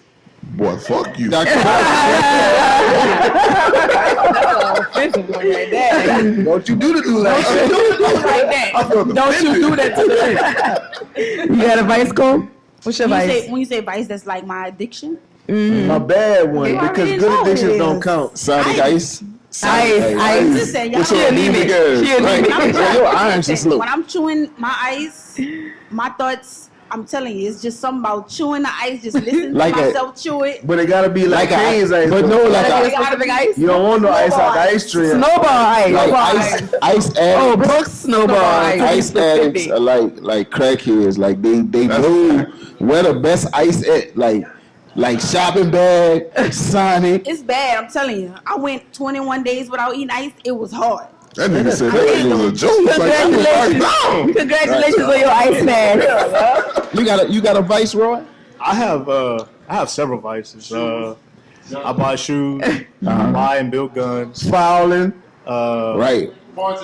You punch people? Nah. I don't know what I'm talking about. I'm still active in sports. Very I work out. aggressive addict. I mean, family time. I like cooking, outdoor cooking. That's like my vice. Hunting, like real country boy stuff. That's my vice. Just to get away. When I'm off, man, I'll chill out on my patio and I'll bring out the grill, ball and pot, whatever it is. You know, you have to find You ain't seen me something. on that grill, son. I'm just saying. Sir. You can't see So y'all gonna have a grill off? Can't see me in the ball and Cool, like you can put both of them up. People in the audience that can attest to Hey, listen. I'm gonna tell you one thing. Hey, he was there. I'm gonna tell you one thing that you can't. I don't care what kind of chili you make. You not seeing Roy Chili? at all. Chili. I don't care what you make. Hey, what about my chili? What about my chili? I don't care. D, what about that chili, D? Anyway, on that chili game. back to my My vice. see me on no chili, son. I bet you is. Boy, hey, I can't wait till it get cold. Nigga. Whenever you ready, bro. About to have a chili fest. Don't make that shit no more. Hey, let me tell you something. Sound like I had a little fitting on. Hey, bro. It's the truth. I mean, I have several things that I use to decompress. And honestly, coming here tonight was one of them. I came in. I don't really go out. And you on the stage. I don't do much of the out stuff. I'm kind of like a homebody. I like being at my house. I'm glad we could bring you out, right? and just hang out, you know. I love shopping. I love traveling. That's my vice. So my advice to like the person that's dealing with addiction, dealing with any type of depression, just try to get out, you know, and go experience the world. You know, it's just if you have kids, grab them kids, hold on to them kids, and you know, just experience life. Show those kids what you didn't have. Right. You know, and I mean, several people in this room know, like, you know, when I was growing up, I mean, I didn't have much. So, I mean, that's probably why my vices are so expensive, and that's why I work a lot. But that's my vice, man. And when I'm away from work, that's what I do. You ain't hurting nobody. I love the outdoors, bro. I ain't gonna lie. I found that during COVID, boy. It was outdoors. Hey, man, you know, I ain't mean to cut you off, but them hiking trips y'all be taking, man. You gotta come on one. Y'all gotta come, dog. Y'all gotta come hiking. Y'all gotta come hiking with I us. ain't gonna lie. I did tell a certain individual on this stage that I wanted to go. Wasn't me. That's you. That's your Wasn't me. You didn't tell me. Well, he don't come. That's why he ain't tell you. COVID was depressing as fuck, man. And I found outside, and I have never felt happier in my life, bro. When I started going different places, like just being in the woods, like me and my kids have gone to every state park in Louisiana. We even found the COVID camps that was on the West Bank. That's a whole, like, that was a whole L. Yeah. Nigga had me out there with number FEMA trailers and COVID. Number COVID out there, bro. You had gotta fun. get the tent and just sleep under the stars, bro. Yeah, like, That's the next Or step. drop your tailgate and just get in the back of the truck. Hey, that's the next step, bro. I can't wait to go camping. I ain't sleeping in the forest, son. well, it's not like you think, bro. It sounds like a scary movie to me. Nah, man. I mean, that's how all of them start. I see having a blick out there. That's where Jason at. You can't blink. Just not about to you go, right? That's when you need the switch. Try to blink Jason. Who that is over there? Bro, I'm gonna blick it out. You come out. I ain't that much of a nature boy. Yeah. All right. Does anybody have any more questions, comments, concerns? No. I love y'all, man. We love you. Yeah. Y'all enjoyed the show? Thank y'all. Thank y'all for coming. We are so happy to have y'all. So, like I said. No, you good. We do have those comment cards, man. Look, any topic suggestions, any show ideas y'all have, y'all could definitely write on there. Ooh, there come that pizza. So speaking of vices, like that's one thing I was listening to a podcast the other day, and they said like you don't understand like the smell of certain foods are addictive. You know what I'm saying? So they did a study like on like any food and broccoli. it's like no dopamine release when you see broccoli, son. But broccoli be busting though. Yeah, especially fried and shit. Hey, Hey, but you ain't never walk in the spot and be like, well, that broccoli smell. right? Don't do nothing, son. Like every other food, just smush it like pizza and broccoli. You'll be like, What could I had some, broccoli generally stink? I had some Brussels sprouts last night. It smell like fire. It don't smell like it. It do smell like a little green fight. No, Like a but green that was the fight. first time. Like a green It was fight. A natural fat. it was Broccoli smell like a green fight. You gotta fry it. bacon and That's apricot jam Brussels sprouts. Bacon. No, you was messing with that swine, bro. Hey, I ain't gonna lie, bro. That swine goes straight to your back, brother. Gotta stop with that swine, bro. Big back, big back. Hey, bro. Hey, son, that shit's wow. Big back. Why we really need to make a clip of that? Bro, we about to clip that up. All right, the rest of these conversations we can have on the floor. All right. So, Thank y'all for coming out, man. Thank y'all We so are the much. We are the Convo Club. Convo Clubberers. grab me a slice of pizza or 2 or 3. After I grab mine, y'all grab You it. feel me? What's your name, bro? Right here. That's Kyle. Hey, Kyle. What do you Is it Colin or Kyle? Because I'm hearing both. Colin. Or whatever cook-off. Colin. Okay. Colin from the courier. Oh, Okay. boy, look, I'm finna say you was asking. Hey, Colin. Nice to meet you, boo. I thought it was Kyle. My bad, baby. Hey, Colin. Anybody else want to get in on that? They welcome to. Right. So y'all got to go to me. Not that I'm a Choreo OG.